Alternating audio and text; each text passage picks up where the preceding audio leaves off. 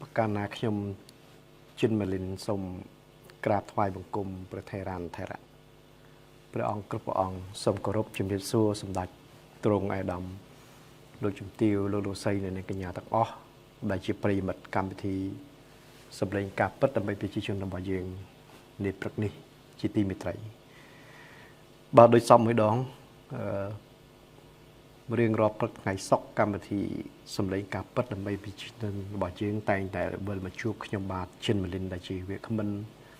ดังเชียร์สมรสมรกรรมทีดำเนินระยะเป็นปีเมาคือจับปีเมาดับพลักดำมองดับปีไงตรังในไงนี้คือตอนหนึ่งประไงซอกตีประมวลขายอุสเพียชนำปีปอนภัยพรำคือกรรมทีโดยซ้ำให้ดองคือจูบจมูกขยมบาทได้ชีวิตมันนึงจีเนสมรสมรขนมกรรมพิธีนี้ในพิธีบัดบ่อเยื้องคือเปียปอนตัวหนึ่งปฏิกาตูตื้อหนึ่งเหตุการณ์ตูตื้อได้กัดบินในขนมสัปดาห์กลองตื้อแต่ใบเยื้องอาจยกหมกเธอการติเจปิเพียซาเวทใหญ่หนึ่งพลักโดยบอกขณีสำหรับจีบยาวดอลซาธินาจุนหนึ่งเนี่ยสดับตั้งออกตูเตียงปฏิบ่าออกคนนะให้กรรมที่บ่อเยื้องก็กำปงแต่ทวีการสายตัวในเลย Facebook page อยู่ปัจจุบันประปีมกราให้ทวีการสายบรรทอในโครงการปฏิวิชุใบยวนไอฟ์อัมบ่อเยื้องในปลักนิพองได้จับปีมองดับปลักดมองดับปีทั้งไงหลังให้กิจการนี้สมกรบจุมพิสูต่อเป็นแบบยื่นในกระปงตามทางตุสนากาบสายพิทอลในเลย Facebook page อยู่จุมประปีมากรานี้ไอ้ก็จุมพิสูหนึ่งพลังพญาในคดีนักระลึกจุนตดอลูกตาลูกเยยอมปูมีมิงบ่ยื่นในกระปงสดับกาบสายบรรต่อ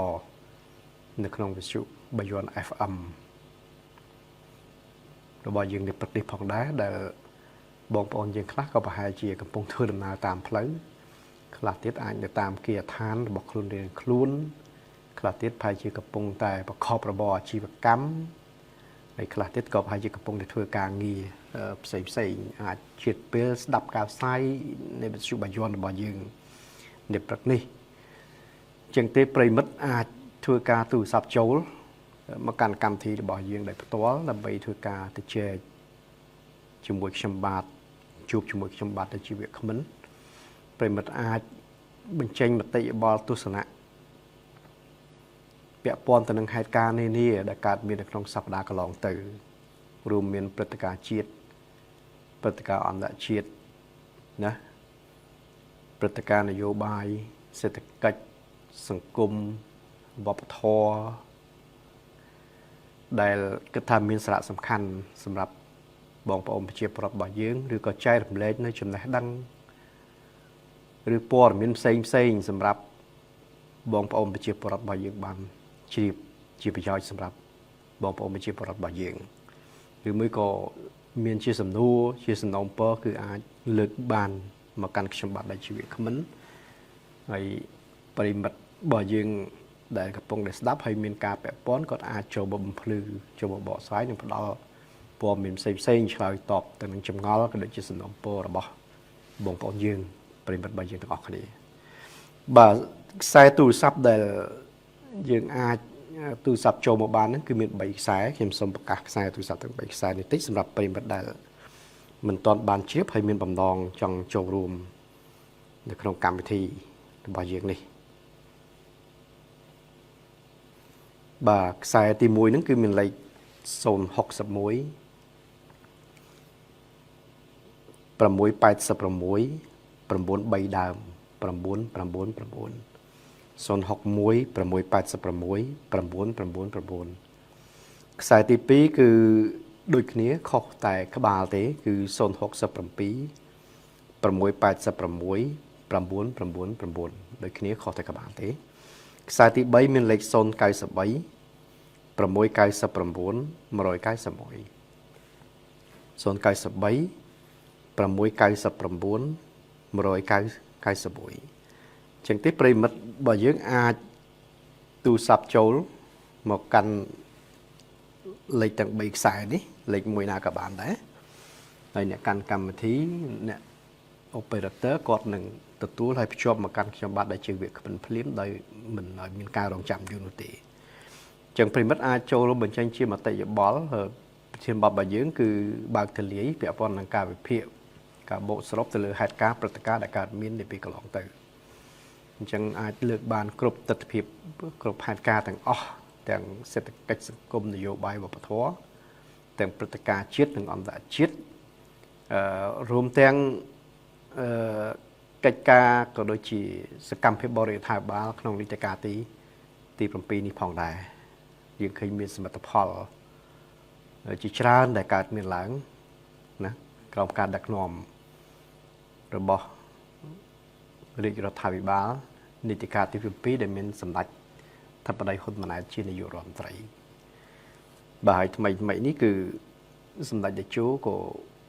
មមាញឹកខ្លាំងដែរពាក់ព័ន្ធទៅនឹងកិច្ចការទូតនិងទំនាក់ទំនងអន្តរជាតិដែលពេលនេះកំពុងតែបំពេញទស្សនកិច្ចនៅឥណ្ឌូនេស៊ីនិងទីម៉ូឡេស្តហើយទទួលបានការស្វាគមន៍យ៉ាងកក់ក្ដៅដែលជាមោទនភាពសម្រាប់ជាតិរបស់យើងដែលមេដឹកនាំរបស់យើងត្រូវបានគេទទួលស្គាល់ពេញសកលលោកអំពីស្នាដៃអំពីការវិវត្តជាពិសេសគឺការកសាងនៅ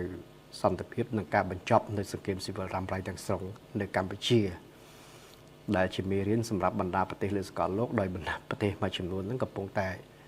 ពើប្រទះទៅនឹងសង្គ្រាមស៊ីវិលរ៉ាំរ៉ៃវិនាសកម្មខ្ទេចខ្ទីនៅក្នុងប្រទេសអញ្ចឹងវាជាពិសោធន៍ជាមេរៀនសម្រាប់បណ្ដាប្រទេសដទៃទៀតដកស្រង់យកទៅរៀនសូត្រតាមបាទអរគុណណាស់ឥឡូវដោយសារមានប្រិមិត្តរបស់យើងកំពុងតែរងចាំនៅខ្សែទី1ស្រាប់ជាប្រិមិត្តដំបង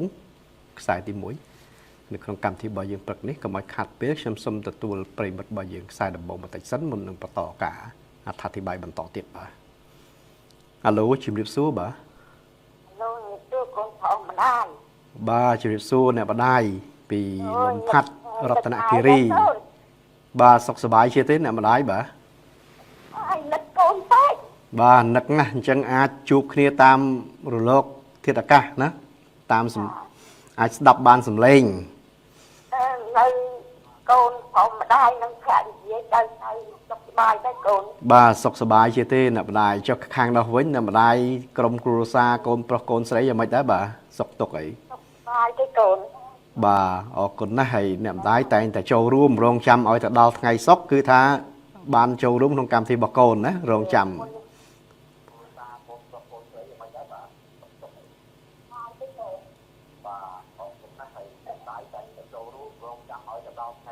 បាទទទួលបានទេអ្នកម្ដាយទទួលបានដែរកូនបាទមិញដូចជាឆ្លងសំឡេងឆ្លងសំឡេងវិទ្យុនេះកំពុងស្ដាប់វិទ្យុហ៎កំពុងស្ដាប់ក្នុងវិទ្យុផងស្ដាប់កូនក្នុងទូរស័ព្ទផងកូនបាទໄວឃើញសំឡេងចូលពីខាងក្រៅម៉ែមានទេម៉ែអរគុណសន្តិភាពមិនអាចស្ដាប់ភ្លេចបានរឿងសន្តិភាពបាទសូមបញ្ជាក់ជូនប្រិមិត្តយើងបន្តិចថាអ្នកម្ដាយគាត់ពិការភ្នែកទាំងសងខាងក៏ប៉ុន្តែគាត់តែងតែចូលរួមនៅក្នុងកម្មវិធីសម្លេងការពិតក៏ដូចជាកម្មវិធីផ្សេងទៀតហើយតែងតែមានមតិយោបល់ល្អព្រោះពិការមែនក៏ប៉ុន្តែគឺថាតាមដានជាប់នៅព្រឹត្តិការណ៍ជាតិក៏ដូចអន្តរជាតិហើយក្តាប់បានច្បាស់ណាស់ពាក់ព័ន្ធទៅនឹងអ្វីដែលជាការពិវត្តនិងការខិតខំប្រឹងប្រែងរបស់រដ្ឋាភិបាលហើយក៏ដូចជាល្បិចកិច្ចកលរបស់ក្រមប្រឆាំងក្រមជលនិយមផងដែរអញ្ចឹងជូនវេទិកាទៅអ្នកម្ដាយមានអីចង់លើកឡើងចែកម្លែកក្នុងកម្មវិធីរបស់យើងសូមអញ្ជើញបាទមានទេម៉ែអត់ទេអ្នកមានគុណរបស់ម៉ែបាទរកលោកឪពុកហ៊ុនសែននិងអ្នកម្ដាយប៊ុនឡានីឆ្នាំចាស់ចូលឆ្នាំថ្មីឲ្យលោកមានសុខភាពបរិបូរណ៍អាយុយឺនយូរដើម្បីប្រជាជននៅក្រោមមនុស្សសន្តិភាពអរគុណបាទអរគុណណាស់បាទនឹងលោកយាងទៅទេបានដូននេះនោះឲ្យលោកយាងមកវិញមានសមត្ថភាពល្អដល់ប្រទេសកម្ពុជាវិញបាទអរគុណណាស់បាទអរគុណជូនពរសម្ដេចហ៊ុនម៉ាណែតនិងពេជ្រ ចាំមិននេះឆ្នាំចាស់ចូលឆ្នាំថ្មីឲ្យលោកមានសុខភាពបរិបូរណ៍អាយុយឺនយូរវាបុរដ្ឋ7 10លានអ្នកនៅក្រុមមលោកសន្តិភាពអរគុណសន្តិភាពអរគុណនយោបាយឆ្នេះបាទអរគុណបាទម៉ែចង់មាននីតិម៉ែបាទអញ្ជើញចុះណាំដាយបាទដាច់ទុកយាងទៅប្រទេសមកពីប្រទេសលោកមានពុទ្ធកាគាត់លើកពីសន្តិភាពទីស្រុកខ្មែរយកទៅឲ្យប្រទេសគេក្រៅទីមានបទពិសោធន៍នឹងសន្តិភាពនេះមិនយកអាវុធបានសន្តិភាពទេយើងចរចាគ្នាបានមានសន្តិភាពបាទនឹងលោកឪពុកមកបានសន្តិភាពលោកយកជីវិតទៅធ្វើដើមទុនមកឲ្យចិន9តាមមានសន្តិភាពត្រឹមត្រូវទេអិនសាក់មកចូលប្រទេសកម្ពុជារកសន្តិភាពឲ្យខ្មែរមិនទាន់មានសន្តិភាពទេដល់មករហូត91យើងសម្ដេចពុកសម្ដេចតាមកពីប្រទេសចិនហើយ93បោះឆ្នោតហើយព្រោះមិនទាន់មានសន្តិភាពលោកឪពុកយកជីវិតមកការទៀតទៅធ្វើតាមទុនចរចាមួយក្បែរក្រហមមិនបងប្អូនរួមជាតិចាំពាក្យសម្ដីលោកនិយាយដែរម្ដាយគាត់មិនឲ្យទៅឪពុកធំមិនឲ្យទៅកូនស្លាប់លោកឪពុកមានពុទ្ធកាថាម៉ែកូនទៅស្លាប់តាម៉ាក់ស្លាប់តាកូននឹងយុទ្ធមិត្តតែបានមកវិញភពផាញ់ដីទាំងមូលបាទត្រឹមត្រូវបាទដល់ដូចលោកខ្នាបានដូចចិត្តមែននឹងមួយទៀតសន្តិភាពនេះសម្ដេចលោករកឲ្យហើយប៉ុន្តែពិភាពកាលណាយើងមានសន្តិភាពយើងអត់មានអភិវឌ្ឍយើងអត់មានសន្តិភាពដែរមានអភិវឌ្ឍយើងអត់មានសន្តិភាពគុំមិនទៅរួចចា៎បាទត្រឹមត្រូវបាទដើរសន្ទឹមគ្នារឿងបងប្អូនរួមជាតិការពារសន្តិភាពมันបាក់ការពារយកអាវុធយកអីទៅការពារសន្តិភាពទេបងប្អូនបោះឆ្នោតមកស្លឹកជូនគណៈបកប្រជាជននឹងមានសន្តិភាពហើយបាទត្រឹមត្រូវហើយបាទនឹងមួយទៀតប្រទេសចូលអាស៊ាន10ប្រទេសណាក្រោយសង្គ្រាមប្រទេសថាអំណាចណាក្រោយមិនត្រូវលូកដៃទេកាលណាលូកដៃហើយសង្គ្រាមហើយបាទសង្គ្រាមប្រទេសណាអ្នកណាលូកដៃហ្នឹងដល់ពេលសន្តិភាពហើយចងជីវ័នក៏ទីហោជាស្ដាយដូចប្រទេសខ្មែរអញ្ចឹងដល់ដោះដំណើរគេហើយទេបាទតម្លាក់ខបាយនៅប្រទេសខ្មែរហើយវាឲ្យយើងចងទៀតបាទនឹងសិតតែបរទេសលោកលន់បរទេសលោកដៃលោកចុះលោកឡើងសង្គ្រាមបាទតបហើយយើងមិនត្រូវលោកដៃទេប្រទេសណាចាច់គេដោះស្រាយប្រទេសគេបាទនឹងមួយទៀតនឹងយើងការពារប្រទេសយើងប្រជាពលរដ្ឋយើងឲ្យបានទៅកុំមកចោទប្រទេសកម្ពុជាគិតប្រើតាមអនឡាញលេងល្បែងតាមអនឡាញយើងការពារប្រជាជនយើងឲ្យបានយើងបិទអនឡាញហ្នឹងទៅវាអត់មានលេងទេបាទនឹងមួយទៀតតាំងពីសម្ដេចហ៊ុនម៉ាណែតអ្នកធំបងប្អូនរួមជាតិក្មួយអត់មានស្រួលអត់មានចំណុចទេសំខាន់សុំចំណុចក្មួយនឹងបងប្អូនរួមជាតិវេទនាណាកំហើប្រជាជន7 10លានអ្នកណាបងប្អូនត្រូវដឹងកុំថាអ្នកធំចំណុចស្រួលអត់មានទេណាបងប្អូនមកបាទតាំងពីចូលឆ្នាំរួចបងប្អូនមើលទៅពិភពនៅខែនៅកពតពិភពផ្លូវថ្នល់3ខ្សែពិភពផ្លូវថ្នល់ស្ទឹងត្រង់ពិភពទីបាត់មហារាជពិភពនៅទឹកស្អែកទឹកស្អាតនៅទឹកខ្មៅការងារលោកក៏មានលិចណាបងប្អូនវិញទៀតហើយបងប្អូនត្រូវជល់អ្នកដឹកនាំយើងកំសត់ណាបងប្អូនដូចលោកឪពុកមានពុទ្ធកាខ្ញុំហូរទឹកផ្នែកបាទប្រវត្តិគាត់មកកំសត់ណាចៅប្រពន្ធពោះធំ5ខែនៅក្នុងចាប់ដៃខែក្រហមបងប្អូនរួមចិត្តយល់កន្លែងនឹងមុនបងប្អូនជឿគណៈបព្វឆានបងប្អូនយល់មកកន្លែងមិនច្បាស់ណាបងប្អូនខ្ញុំមកថ្ងៃនេះពីការ3-10ឆ្នាំជ ជំនាន់ខ្មែរក្រហមគេស្លាប់ខ្ញុំចោលបាត់ហើយខ្ញុំជាជនពិការនោះប៉ុន្តែបានគណៈបកប្រជាជននេះបានកូនខ្ញុំចាន់វេលីនេះចាន់នេះទេណាបានជួយខ្ញុំដោះស្រាយខ្ញុំមកកាក់ខ្ញុំមានកាក់កន្លែងណាមានទុកកន្លែងនឹងមានកាក់ក្បាត់ក្រហមកន្លែងណាមានទុកកន្លែងនឹងមានយុវជនសន្តិភាពនឹងគណៈបកខ្ញុំមិនត្រូវហើយបាទខ្ញុំជឿជាក់គណៈបកប្រជាជនបកណាពួកខ្ញុំអត់ជឿដែរជីវិតខ្ញុំនៅលើគណៈបកប្រជាជនខ្ញុំផ្ដាំចៃផ្ដាំកូនថាអត់ពីម្ដាយទៅកូនបោះឆ្នោតឲ្យគណៈបកប្រជាជនគណៈបកណាក្រោយកូនកំបោះមិនចឹងទេកូនជាពុទ្ធចៅជាពុទ្ធហើយកូនខ្ញុំផ្ដាំមួយបាទត្រឹមត្រូវហើយបាទដល់មួយទៀតនឹងណាត់គាត់ការពារប្រជាពលរដ្ឋណាដូចគាត់សម្ដេចប្រពោតកន្លែងនេះកន្លែងមហារាជប៉ែតមហារាជគាត់ថានៅប្រទេសណាទេមកសាងសង់រោងចក្របរិយគាត់ថាដាច់ខាតតាវាផលអីហើយណាឬយកទៅរឿងរោងចក្របរិយគាត់ដាច់ខាតទៅធ្វើកន្លែងណាធ្វើទៅតែប្រទេសខ្មែរអត់បកកើតទេរោងចក្របាទខ្ញុំឯកភាពមួយសម្រាប់គុណអំណាចគាត់មិនឲ្យប្រជាជនគាត់ខ្លាត់ដោយសារជាបរិយដោយសារធ្វើអីទេគាត់បកកើតទីបែបគាត់មើលការខុសត្រូវខំរំដោះប្រជាជនទីស្ដាប់ដៃអាពតមកឲ្យគាត់ធ្វើអញ្ចឹងគាត់មកឲ្យទេតាមងាររោងចក្រខ្វះអីរោងចក្រប្រតិយើងរោងចក្រអីយើងបកកើតទៅរោងចក្របរិយសម្រាប់លោកអត់ឲ្យបកកើតទេវាប៉ះពាល់ដល់សុខភាពបាទប៉ះពាល់សុខភាពរបស់ប្រជាពលរដ្ឋបាទចានឹងមួយទៀតបងប្អូនរួមជាតិហើយខ្ញុំសូមអារភ័យទោសដល់លើបងប្អូនរួមជាតិខ្ញុំសូមនិយាយមួយកូនប្រុសខ្ញុំឲ្យយូរបន្តិចនឹកខ្លាំងណាស់បាទខ្ញុំចង់និយាយលើកពីប្រវត្តិខ្ញុំទូស័ព្ទពីជំនាន់ពលពតមិនដល់ធំណាស់តែនឹងជំនាន់ពលពតវាមានសហគមន៍ត្រៀម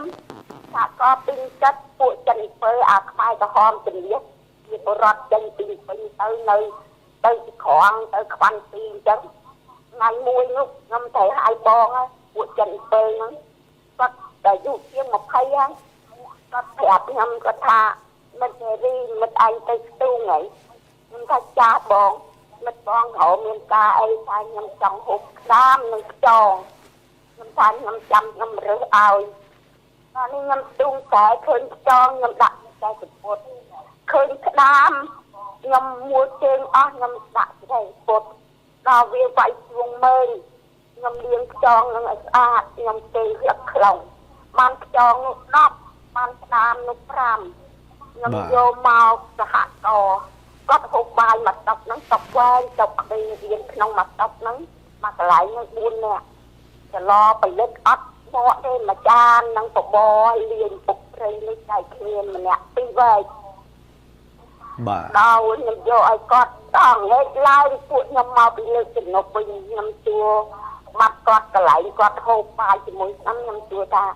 បង2នាក់ហ្នឹងទៅណាបាត់ហើយគេថា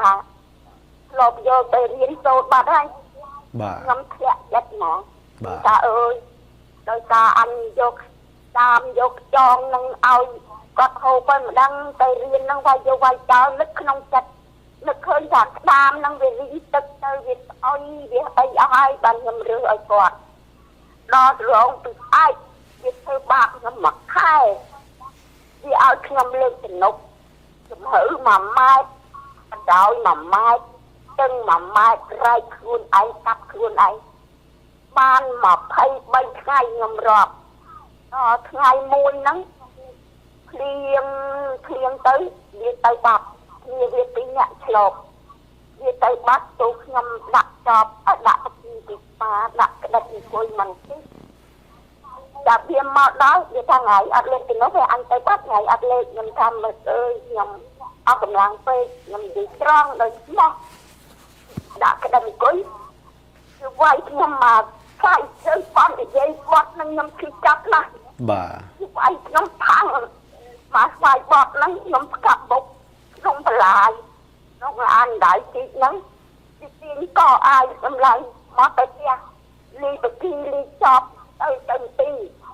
nhầm đá bật đá nhầm nứt nhầm thả áo mẹ nhìn con này đừng con về tình nghĩa đá cái thơ bạc con chẳng là con tự do vẫn ai khai con chúc mà đá chê bật đá nà hơi mà rung đọc nhầm phong chê tê quát nhầm nà nhầm nực nhầm chất đọc nhầm tâm tì nhầm phá có ai đọc bên này đi nâng đi lên thử mau đọc bên đi lại nhầm đọc mau mà tình đọc chúc mà lại bê thật đi từ lâm mau muối bạn đi ở dân hộp bò bò nó liên phục rây ở nhìn bà lên mình này đi chúng ta mình anh cả đây dùng mình ta mình ơi lộ quay nhầm ta quay hướng ấy ta nhầm quay tinh cho nặng cái đất thầm thơ phong quay nó mà cường quay bó ta mệt cả một từ nông đại đó ní mình ta mình anh mơ có ba nhầm chị mơ có ba chúng ta đây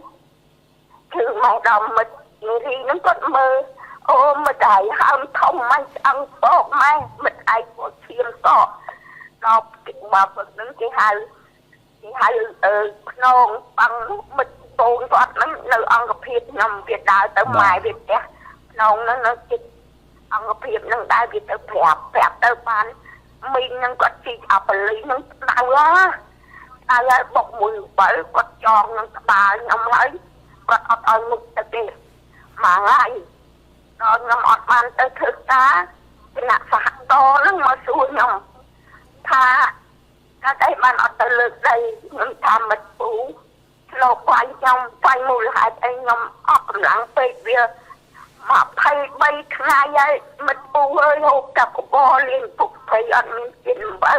ui nhầm thực ta bê thật cao mùi chụp lan mong mà tình đọc chụp cặp luôn ai rạch luôn ai anh có thả ở kia chầm tân chân có thiệt quả xong ngắm ta ở côn máu mai lớp gãy côn thiệt quả mai nó bốc ăn man mù lại mai nghịch này mai nghịch nắng ta cứ bà chân chân mai xí chua cái mai cái nón nắng mà mơn cram nón côn xí chua mẹ mau cái su cái mẹ mau cái lông cái mai tính tức có mà nó cram rồi mai nó mồi mót mai tròn lư cái bà nâng đã mát tròn ở tâm từ khỏi hơi đã mua bị lơ tiết bà ở con nằm lại ở con bà nuôi cái bán mai do lùi nâng từ bẹt lùng bẹt bên lùng nâng nơi cả trùng vùng mù bẹt ai cả chun nâng từ mà tết cũng 70 mà tết 70 đó từ du tới mơ xa bên lùng ở khơi nhâm thà này nhâm ấy ơi đẹp phong và đời nhâm xịp rót ở đằng đi có thà ở đây ban chỉ thà ở bên trên khen miền đó con nhâm tới vô lùi thực ca cái môn ở nhâm xì lan từ bị cái nắng ở đây nó mất toàn sạp từ bị nhà ở đây một bốn nhâm tới tiên khen tới bẹt rót cái bên lệch mơ tục đó một bốn đó bên nó hút bê lại khô bật xài bạc này nâng khô bạc này thôi nằm đây chúng cái lạc khai trăm cô tốt chất luôn dọc xăm thì kia phải ăn mưa bài lưu ta dùm lên cồn bà ai na lưu ta đi không vùng kru xa mai chỉ non run nói Amerik tao tự lẹ có bài ngọt bong ôn mà sự bọc chỉ non bột bọt bong sợi việc do tao quay chào các bơ ca mà con do tao lô bó chất quay nghĩa bà to su tiết lấy che nè mà đai chăm pe chuột nia nè đai chăm pe chuột nia chăm chơi dùm lật bảo vọt chú chọt bỏ nè đai ba chăm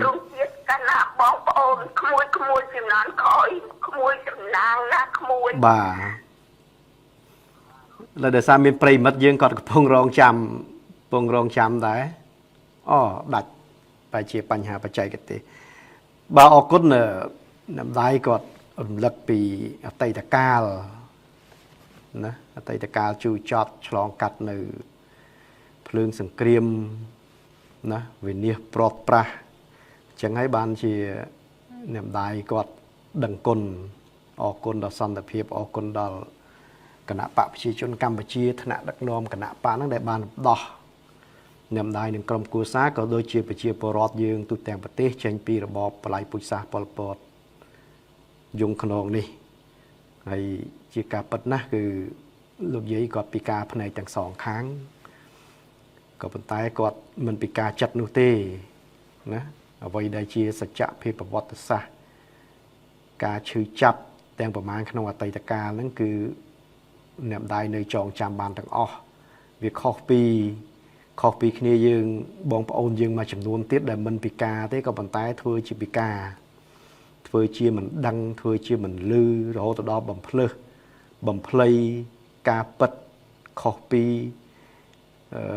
អ្វីដែលជាសច្ចភាពប្រវត្តិសាស្ត្រទៅទៀតដើម្បីតែផលប្រយោជន៍នយោបាយរបស់ក្រុមខ្លួននិងបកពួកខ្លួននោះណារហូតដល់អ្នកខ្លះមិនទទួលស្គាល់របបប៉ុលពត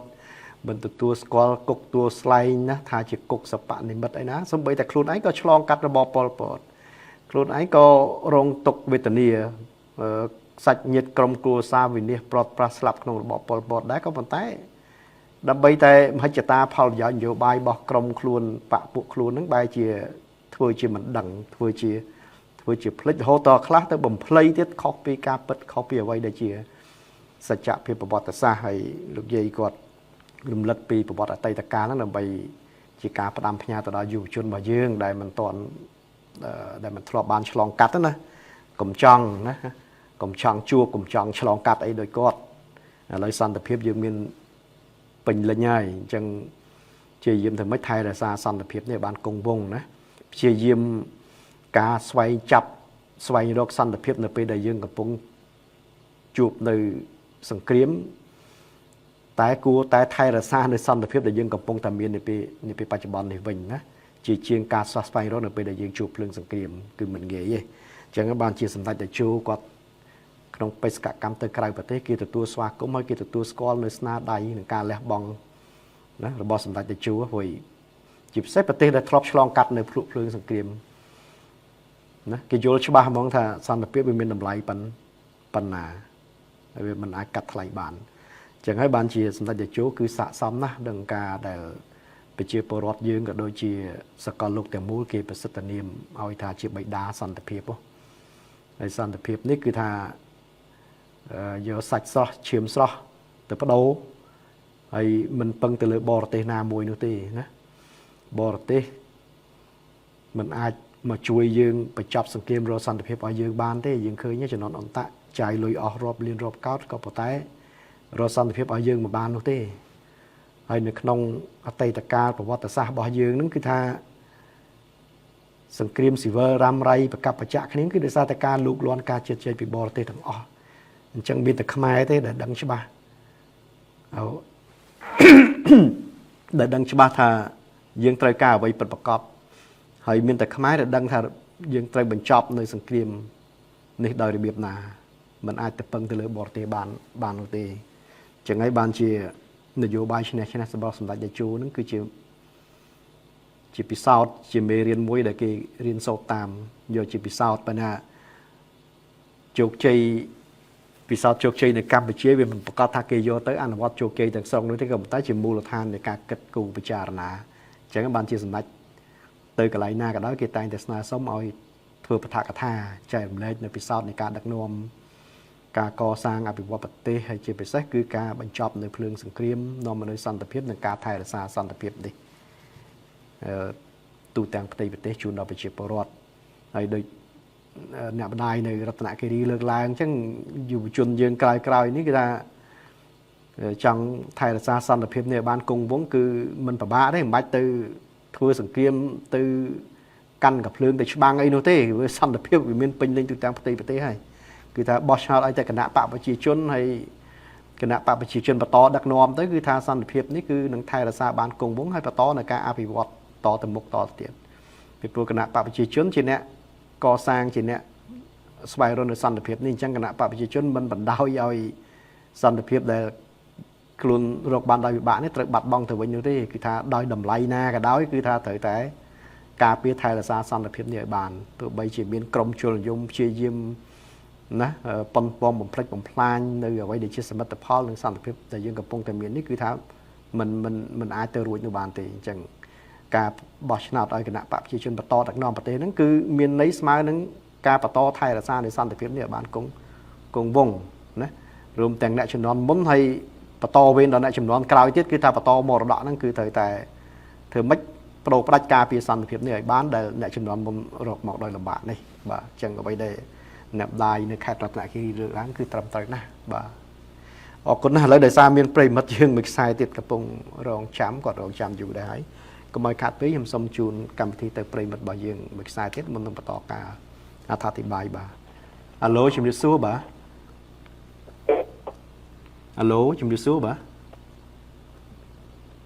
អាឡូទទួលបានទេបាទអាឡូ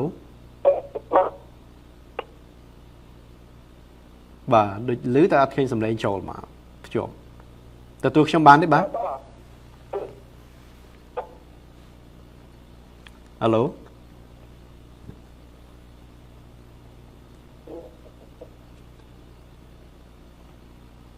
ខាង operator ជួយភ្ជាប់គាត់ចូលមកតិចមកដូច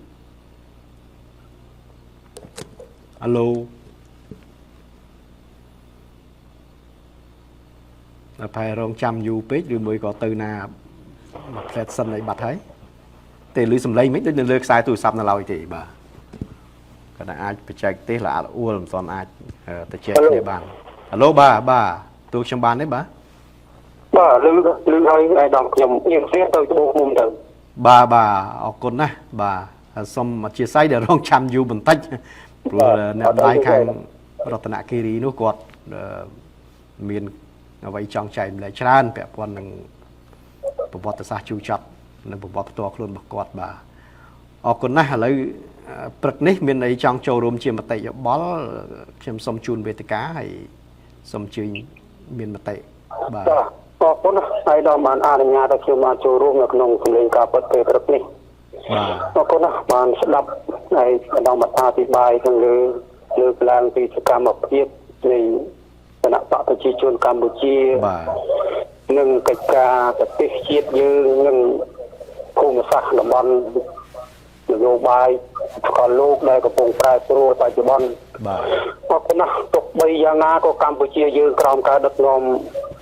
ដ៏ត្រឹមត្រូវរបស់គណៈបកប្រជាជនមានសម្ដេចមហាបវរទៅប្តីហ៊ុនម៉ាណែតនាយករដ្ឋមន្ត្រីនៃប្រទេសជាតិកម្ពុជាបន្តវេនដឹកនាំប្រទេសដល់ឆ្ពោះទៅមុខប្រកបទៅដោយក្រមមនុស្សសន្តិភាពនិងការអភិវឌ្ឍឈានទៅមុខទោះបីថាសេដ្ឋកិច្ចយើងវារៀងស្រុតចុះបន្តិចក៏កម្ពុជាយើងនៅតែមានវឌ្ឍនភាពរីកចម្រើនដល់ឆ្ពោះទៅមុខដែរហើយជានិច្ចកាល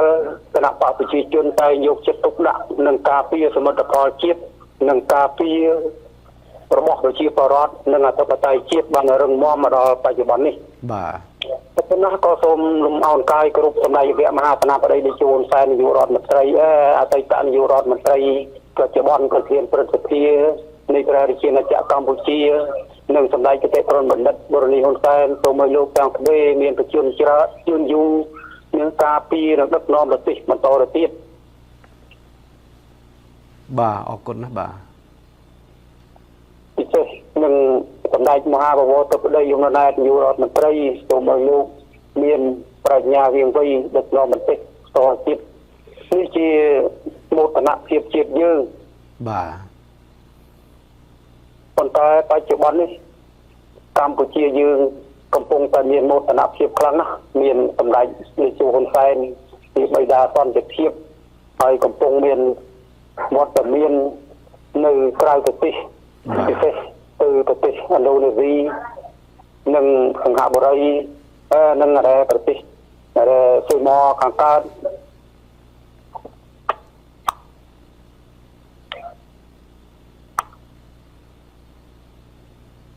អាឡូបាទអាឡូ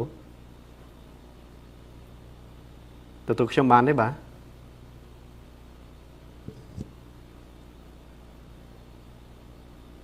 ខាងបច្ចេកទេសជួយមើលតិចបាទបើជាគាត់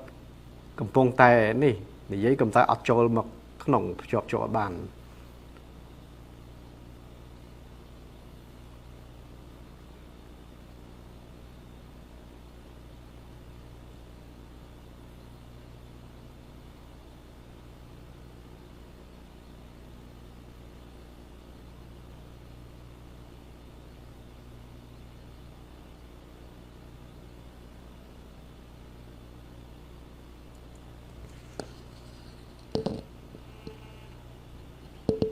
Hello ទទួលបានទេបាទ បាទទទួលបានហើយដល់ បាទសូមអញ្ជើញបន្តទៅចុះមានបញ្ហាបច្ចេកទេសតិចបាញ់មិញហ្នឹងមានការអាខានឡើងបាទអញ្ជើញយើងអាចភ្ជាប់វិញបានអញ្ជើញចាស់បាទ ជ្រមងកាយគ្រប់សម្ដេចព្រះមហាក្សត្រព្រះរាជាហ៊ុនសែនតីតនាយករដ្ឋមន្ត្រីទានប្រតិភិនៃព្រះរាជាណាចក្រកម្ពុជាដែលបច្ចុប្បន្នកំពុងតែទស្សនកិច្ចផ្លូវការនៅប្រទេសឥណ្ឌូនេស៊ីហើយបច្ចុប្បន្ននេះកំពុងតែនៅទីម៉ូឡេស បាទ កំពុងដំណើរការពង្រឹងបទភាពការប្រតិបត្តិការ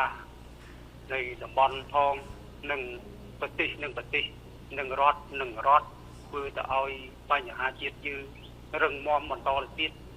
នេះជាមោទនភាពរបស់កម្ពុជាដែលមានមេដឹកនាំមានបទពិសោធន៍នៃនយោបាយជាងកន្លះសតវត្សដែលមានជំហរមើងម៉ាត់ការពារប្រទេសជាតិហើយមានគេឈ្មោះល្បីល្បាញកសាងប្រទេសចេញពីចំណុចតូនរហូតធ្វើឲ្យកម្ពុជាមានសន្តិភាពរយៈពេលយូរ បាទ នេះគឺជាស្នាដៃ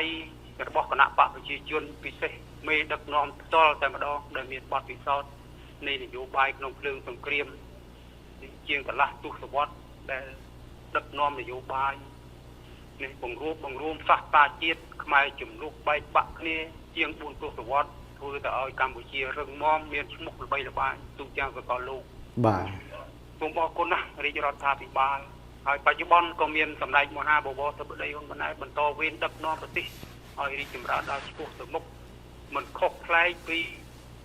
សម្ដេចតេជោទេការដឹកនាំប្រទេសដែលមានបទពិសោធន៍បន្សល់ទុកទៅឲ្យអ្នកជំនាន់ក្រោយបន្តវេននេះគឺជាស្នាដៃមោទនភាពធំណាស់សម្រាប់ជាតិយើង បាទ ហើយធ្វើទៅឲ្យប្រទេសទាំងមូលដែលធ្លាប់តែសង្គ្រាមឆាបឆេះសន្ធោសន្ធៅបែកបាក់ជាតិផ្ទៃក្នុងคล้ายទៅជាប្រទេសនាំមុខគេនៅក្នុងតំបន់បច្ចុប្បន្ននាំមុខគេក្នុងតំបន់ពីព្រោះប្រទេសធ្លាប់តែរងគ្រោះតែបច្ចុប្បន្ននេះធ្លាប់បច្ចុប្បន្នដើរតួទៅជាសម្របសម្រួលនៃបណ្ដាប្រទេសខ្លះដែលមានជំរុះដូចជាភូមាក្តីនេះនៅនេះកំពុងតែពង្រីកសមត្ថភាពរបស់ជាតិទាំងផ្ទៃក្នុងជាតិទាំងអន្តរជាតិពង្រឹងពិសេសកម្ពុជាចិនកម្ពុជាវៀតណាមកម្ពុជាថៃកម្ពុជាឡាវដែលជាមោទនភាពរបស់ជាតិខ្លាំងណាស់ដែលយើងមានមេដឹកនាំល្បីល្បាញមានគេឈ្មោះរន្ទឺពេញពិភពលោក បាទ ទោះបីថាជនក្រៅសង្គមឬមួយជនប្រឆាំងផ្កាប់មុខមិនឲ្យតម្លៃកម្ពុជាក៏ដោយក៏កម្ពុជានៅតែដើរឆ្ពោះទៅមុខពីព្រោះម្នាក់ពីរនាក់មិនអាចរាំងស្ទះចលនានៃជាតិមួយកំពុងរីកចម្រើនបានទេយើងដឹងប្រាប់ឲ្យប្រជាជនទូទាំងប្រទេសដែលគោរពដឹងគុណសម្ដេចអគ្គមហាសេនាបតីតេជោហ៊ុនសែនធ្វើទៅឲ្យប្រទេសជាតិរីកចម្រើនមកដល់បច្ចុប្បន្ននេះគឺមិនអាចទៅឲ្យជនណាម្នាក់មកបំផ្លាញប្រទេសជាតិដែលខិតខំរកបានទាំងលំបាកនេះឲ្យទៅងាយនោះទេនេះដូច្នេះប្រជាជនកម្ពុជារួមចំណែកការពារសន្តិភាពនេះឲ្យខានតបានទោះបីក្នុងតម្លៃណាក៏ដោយពីព្រោះគណៈបកប្រជាជនខិតខំរកបានខិតខំការពារសន្តិភាពស្ថិរភាពនេះមិនឲ្យជនណាម្នាក់ឬឲ្យគណៈបកនយោបាយណាក្រោមផ្លាកប្រជាធិបតេយ្យសិទ្ធិមនុស្សយកមកកកោកកាយដើម្បីបំផ្លាញទេយើងគោរពប្រជាធិបតេយ្យសិទ្ធិមនុស្សទូរាជរដ្ឋាភិបាលនេះបង្កើតយើងគោរពប៉ុន្តែមិនគោរពទេរឿងជនណាដែលយកខ្លួនជ្រោកក្រោមផ្លាកសិទ្ធិមនុស្សប្រជាធិបតេយ្យคล้ายដើម្បីបំប៉ុនប៉ងបំផ្លាញប្រទេសជាតិនេះយើងត្រូវតែកម្ចាត់ចោល បាទត្រឹមត្រូវហើយបាទ ហើយជនទៅនេះយើងកម្ចាត់ចោលបានទាំងស្រុងហើយប៉ុន្តែវានៅតែឈាមជាប់ដិតកាលញុះញង់ទៅតាមបណ្ដាញនេះយើងត្រូវបង្ក្រាបបន្តទៅទៀតតាមដតទៀតពិសេសទីក្នុងយើងត្រូវតែរក្សាឲ្យខានតបានសន្តិភាពហើយនឹងបុកសមាជចោលជួនខាងក្នុងជួនខាងក្រៅដើម្បីទប់ស្កាត់ដំណើរការយើង2027 2023ឬ2030 2050យើងឈានទៅការអភិវឌ្ឍប្រទេសនៅក្នុងគេហៅថាចូលដល់កម្រិតល្បឿនលឿននិងជីវភាពកម្រិតមធ្យមរបស់ប្រជាពលរដ្ឋជាទៅជាកម្រិតខ្ពស់នៃការអភិវឌ្ឍរបស់ប្រទេសវាអត់នៅនឹងស្គាល់ទេប្រទេសជាតិដល់ដំណាក់កាលរីកចម្រើនប៉ុណ្ណេះហើយយើងអត់ឲ្យថយក្រោយទេមានតែឆ្ពោះទៅមុខហើយពិសេសដែលយើងបានកំណត់ថា2050នឹងវឌ្ឍនភាពយើងកាន់តែខ្ពស់នោះដោយសារអីទី1លំពឹងទៅសន្តិភាពទីក្នុងនឹងការពារសុវត្ថិភាពមេដឹកនាំនឹងការពារប្រទេសជាតិយើង កុំឲ្យធ្លាក់ទៅក្នុងឧបាយកលទុច្ចរិតទី2កំណើនសេដ្ឋកិច្ចនៅពេលខាងមុខនេះយើងនឹងបើកពលានយន្តហោះអន្តរជាតិខ្នាតធំបំផុតនៃពិភពលោកណាចំណាត់ថ្នាក់ទី9ដើម្បីបោះឆ្ពោះទៅមុខហើយនឹងការពាររក្សាសុវត្ថិភាពបានហើយនឹងគម្រោងព្រែកជីឈូណរបស់យើងនេះរីចម្រើនទៀតវាទៅជាផ្លូវសេដ្ឋកិច្ចពិភពលោកផ្ដល់ឲ្យសមិទ្ធផលជាតិទាំងស្រុងតែម្ដងនឹងហើយគឺជាកម្រិតល្បឿនលឿនរបស់យើងដែលឆ្ពោះទៅ2050នោះអញ្ចឹងបើយើងថែរក្សាផ្ទៃក្នុងជាតិយើងរឹងមាំអ្វីគឺអត់មានរាំងផ្ទះបានទេយើងត្រូវដើរទៅមុខហើយបាទត្រឹមត្រូវបាទកសាងយឺតឬលឿនអានេះអាស្រ័យទៅលើសន្តិភាពសិនបើគ្មានសន្តិភាពយើងធ្វើឲ្យកើតទេហើយប្រទេសដទៃយើងដែរដោយសារតែកម្ពុជាយើងមានសន្តិភាពពេញលេញទើបដោយមហាអំណាចដូចពិសេសថ្មីប្រទេសចិនណាមេដឹកនាំពិភពលោកមកទស្សនកិច្ចនៅកម្ពុជាដោយសារសន្តិភាពពេញលេញស្ថិរភាពនយោបាយផ្ទៃក្នុងជាតិរីកចម្រើននិងអភិវឌ្ឍដើរឆ្ពោះទៅមុខនឹងហើយអញ្ចឹងដូច្នេះប្រជាជនកម្ពុជាត្រូវយល់អត់មានជនណាក្រៅពីគណៈបកប្រជាជនទេអត់មានបកនយោបាយណាខ្លាំងលើសគណៈបកប្រជាជនបានទេមានតែគណៈបកប្រជាជនមួយគត់ដែលមានសម្ដេចអគ្គមហាសេនាបតីតេជោជាប្រធានគណៈបកហើយនាយករដ្ឋមន្ត្រីសម្ដេចមហាវត្តបតីហ៊ុនម៉ាណែតណាជាបុត្រាជាបងដែលមានបទពិសោធន៍បន្តវេនដឹកនាំប្រទេសតែប៉ុណ្ណោះអត់មានរឿងអីរាំងស្ទះនេះគឺថាយើងដើរឆ្ពោះទៅមុខហើយរក្សាបានហើយសម្ដេចតេជោបានកំណត់ហើយគឺថាមិនអោយជួនណាទេណាមកកកកកាយបំផ្លាញកម្ពុជាបានជាដាច់ខាតអញ្ចឹងប្រជាជនកម្ពុជាមានជំនឿជឿជាក់ទៅលើប្រសាសន៍ដ៏មើងម៉ាត់របស់សម្ដេចអគ្គមហាសេនាបតីតេជោប៉ុណ្ណេះហើយគឺប្រជាជនកម្ពុជាឈួររឹងមាំអត់មានប្រូផ្លាស់នៅកម្រិតទេនឹងការពារសន្តិភាពរក្សាឲ្យខានតបានតែម្ដងនៃសេចក្តីសុខនៃចម្រើនរបស់ប្រជាជនកម្ពុជារួមសុខរយៈពេល46ឆ្នាំកន្លងទៅនេះសន្តិភាពពេញលេញយើងធ្វើទៅឲ្យប្រជាជនកម្ពុជានិងប្រទេសជាតិយើងមានកេរ្តិ៍ឈ្មោះប៉ុណ្ណេះអត់មានថយក្រោយទេហើយការដឹកនាំរបស់សម្ដេចតេជោហ៊ុនសែនគឺច្បាស់លាស់ណាស់អត់មានឲ្យអ្នកណាមួយមកកកកកាយឬបំផ្លាញជាតិសាសន៍ជាថ្មីទេអញ្ចឹងបានសម្ដេចចុះគេហៅថាសហប្រតិបត្តិការបណ្ដាប្រទេសក្នុងតំបន់ណាហើយនឹងពិភពលោកកន្លងមកនេះទៅដល់តំបន់នៅមជ្ឈមបូព៌ាដោយសារពង្រឹងផ្ទៃក្នុងប្រទេសនិងប្រទេសដើម្បីសហប្រតិបត្តិការមិនមែនត្រឹមគេហៅថាផ្ទៃក្នុងទេតាក់ទាញទាំងសេដ្ឋកិច្ចទាំងតាក់ទាញនៅក្នុងអរិយតំបន់នេះដើម្បីឲ្យប្រទេសទាំងអស់ជួលជ្រើទីជម្រៅនឹងកម្ពុជាហើយកម្ពុជាអត់មានទៅស្អប់ខ្ពើមប្រទេសណាទេហើយកន្លងមកនេះក៏មានប៉ះពាល់សម្ដីប្រទេសដទៃដែរថាកម្ពុជាចូលក្រោយគេសមាជិកអាស៊ានអីក៏លោតហោះហើរអីបានទេអានេះវាជារឿងបញ្ហាប្រទេសដែលមានការអភិវឌ្ឍរីកដើរឆ្ពោះទៅមុខយើងមិនអាចទប់ស្កាត់ប្រទេសណាបានទេតំណាក់តំណងល្អនឹងប្រទេសនីមួយវាត្រូវតែមានមេដឹកនាំឆ្លៀសវៃអញ្ចឹងហើយការចំណែននិន្ទាគ្នាប៉ុណ្ណឹងយើងត្រូវយល់ការចំណែននិន្ទាគ្នាវាដល់កម្រិតប៉ុណ្ណឹងគ្រាន់តែយើងរីកចម្រើនប៉ុណ្ណេះគេមិនអនឹងយើងទេដូច្នេះយើងត្រូវតែដើរឆ្ពោះទៅមុខបន្ថែមទៀត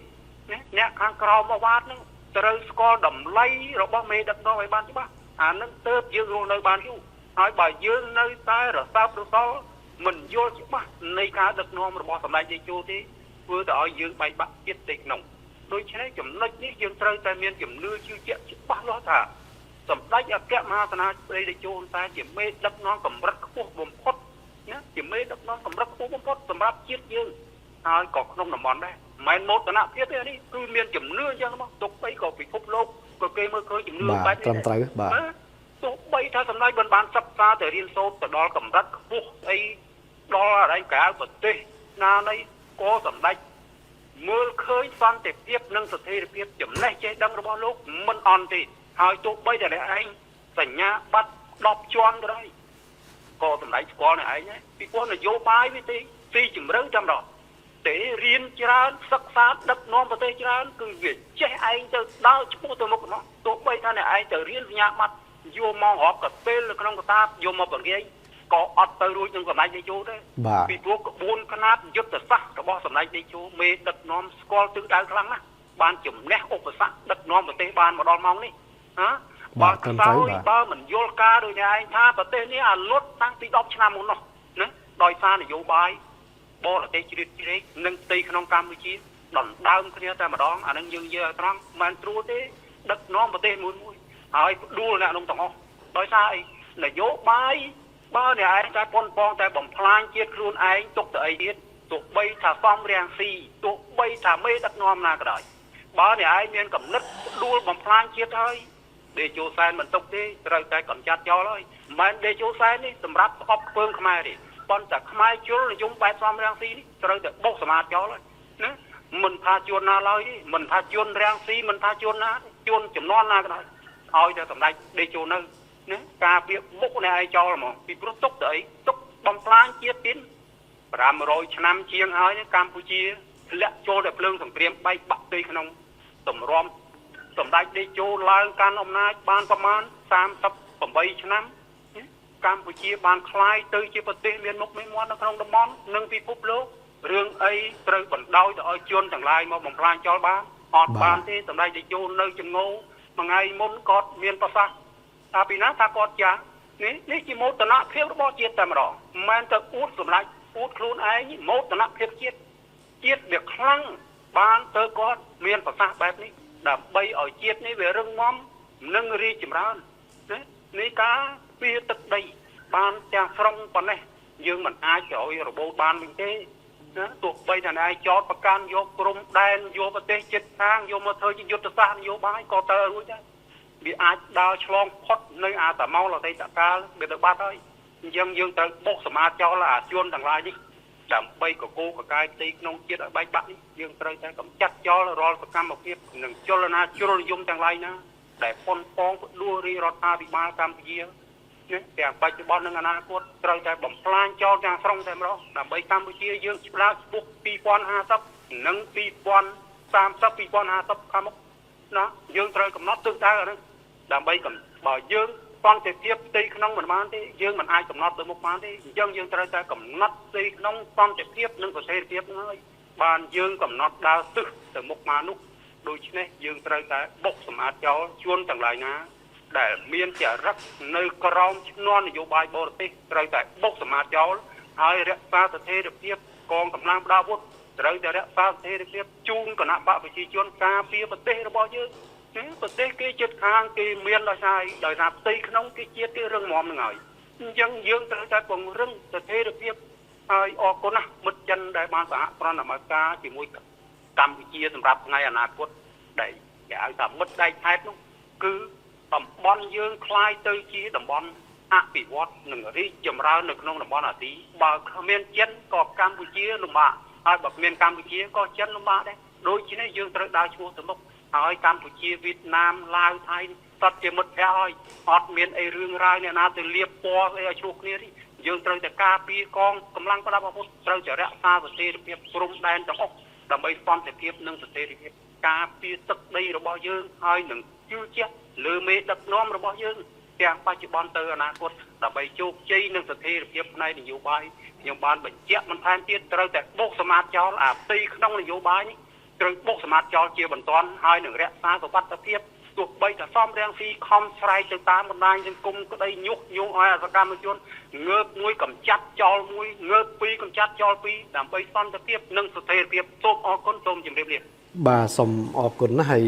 ខ្ញុំឯកភាពទៅនឹងមតិដែលបានលើកឡើងគឺនយោបាយជាតិគឺសន្តិភាពហ្នឹងគឺសំខាន់ជាងគេបើថាមិនមានសន្តិភាពទេយើងមិនអាចទៅគិតដល់រឿងអភិវឌ្ឍរឿងសិទ្ធិសេរីភាពអីនោះបានទេអញ្ចឹងសន្តិភាពនេះគឺជាមូលដ្ឋានគ្រឹះអញ្ចឹងហើយនយោបាយជាតិរបស់យើងគឺថាត្រូវប្រូផ្ដាច់ទៅមិនថែរក្សាសន្តិភាពនេះបានគង់វង្សហើយការអភិវឌ្ឍវានឹងទៅមុខជាបន្តទៀតណាដែលផ្អែកទៅលើកត្តាសេដ្ឋកិច្ចសកលនិងសេដ្ឋកិច្ចពិភពលោកប៉ុន្តែបើមិនមានសន្តិភាពទេយើងមិនអាចនិយាយដល់ការអភិវឌ្ឍបានទេអញ្ចឹងបានជាថ្នាក់ដឹកនាំទាំងចំនួនមុនរបស់គណៈបកប្រជាជនកម្ពុជាទាំងចំនួនក្រោយគឺថាប្រូផ្ដាច់ទោះដោយតម្លៃណាក៏ដោយគឺថាត្រូវថែរក្សាសន្តិភាពនេះឲ្យបានគង់វង្សហើយកិច្ចការអន្តរជាតិដូច ប្រិមិត្តយើងលើគឺត្រឹមត្រូវសូមជឿជាក់ទុកចិត្តទៅលើរាជរដ្ឋាភិបាលគឺយើងមិនយកប្រទេសណាមួយធ្វើសត្រូវទេដោយសម្ដេចធិបតីគាត់បានលើកឡើងហើយគឺថាសាច់គោក៏យើងយកបន្លែក៏យើងយកណាសំខាន់ធ្វើម៉េចឲ្យតែបានប្រយោជន៍មកប្រជាពលរដ្ឋយើងអញ្ចឹងទេគឺថាកិច្ចការបរទេសការទូតគឺយើងចងមិត្តជាមួយគ្រប់បណ្ដាប្រទេសទាំងអស់ទាំងតូចទាំងធំទាំងសេរីទាំងមិនសេរីមហាអំណាចមិនអំណាចអីគឺយើងយកធ្វើជាមិត្តទាំងអស់ក៏តែអ្វីដែលយើងត្រូវជឿជាក់លើរដ្ឋាភិបាលហ្នឹងគឺថាការតម្កល់ប្រយោជន៍ជាតិជាធំទោះបីជាតំណែងតំណងជាមួយបរទេសមិត្តបរទេសណាក៏ដោយគឺថាផលប្រយោជន៍ជាតិគឺជាធំតម្កល់ផលប្រយោជន៍ជាតិជាធំអញ្ចឹងសូមជឿទុកចិត្តនិងជឿជាក់ទៅលើរាជរដ្ឋាភិបាលក្នុងកិច្ចការអន្តរជាតិតំណែងតំណងការទូតនិងការដោះស្រាយបញ្ហាមួយចំនួនជាមួយនឹងរដ្ឋបរទេសយើងមិនអាចចេះដោះស្រាយហេហកឆ្វេងឆ្វាយតាមក្រមប្រឆាំងនឹងលើកឡើងបាននោះទេក្រមប្រឆាំងមិនដែលដឹកនាំប្រទេសបានមកពេលណានោះទេអញ្ចឹងចេះតែលើកប៉ាតណាប៉ាតណីទៅហើយក៏តែរដ្ឋាភិបាលគេមានបែបបទមានវិធីសាស្ត្រនិងយុទ្ធសាស្ត្រក្នុងការធ្វើការជាមួយនឹងរដ្ឋបរទេសនិងការដោះស្រាយនៅបញ្ហានានាដោយតម្កល់នៅផលប្រយោជន៍ជាតិជាធំបាទអរគុណណាស់ឥឡូវដោយសារប្រិមិត្តយើងកំពុងរងចាំខ្សែទៀតខ្ញុំសូមទទួលប្រិមិត្តខ្សែបន្ទាប់មុននឹងការបន្តការអធិប្បាយបន្តទៅទៀតបាទអាឡូជំរាបសួរបាទលោកជំរាបសួរអាយដាមជំរាបសួរបាទលោកពូវ៉ុនហ្នឹងមែនទេបាទអរគុណណាស់យ៉ាងម៉េចដែរសុខទុក្ខខាងលោកពូយ៉ាងម៉េចដែរបាទខាងខ្ញុំនេះសុខជាធម្មតាទេអាយដាមសុខទេបាទអរគុណណាស់បាទអរគុណដែលបានតែងតែចូលរួមកម្មវិធីឲ្យចែករំលែកនៅចំណេះដឹងក៏ដូចជាព័ត៌មានដែលមានសារៈប្រយោជន៍សម្រាប់ប្រជាពលរដ្ឋរបស់យើងអញ្ចឹងព្រឹកនេះពូមានអីចង់ចូលរួមជាមតិយោបល់សម្រាប់ប្រជាពលរដ្ឋសាធារណជនរបស់យើងសូមអញ្ជើញបាទខ្ញុំប្រកបការចូលអរគុណណាស់អាយដាមអរគុណណាស់បាទខ្ញុំចូលរួមក្នុងកម្មវិធីសម្ដែងការពិតនេះក៏ខ្ញុំសូមសួរសុខទុក្ខ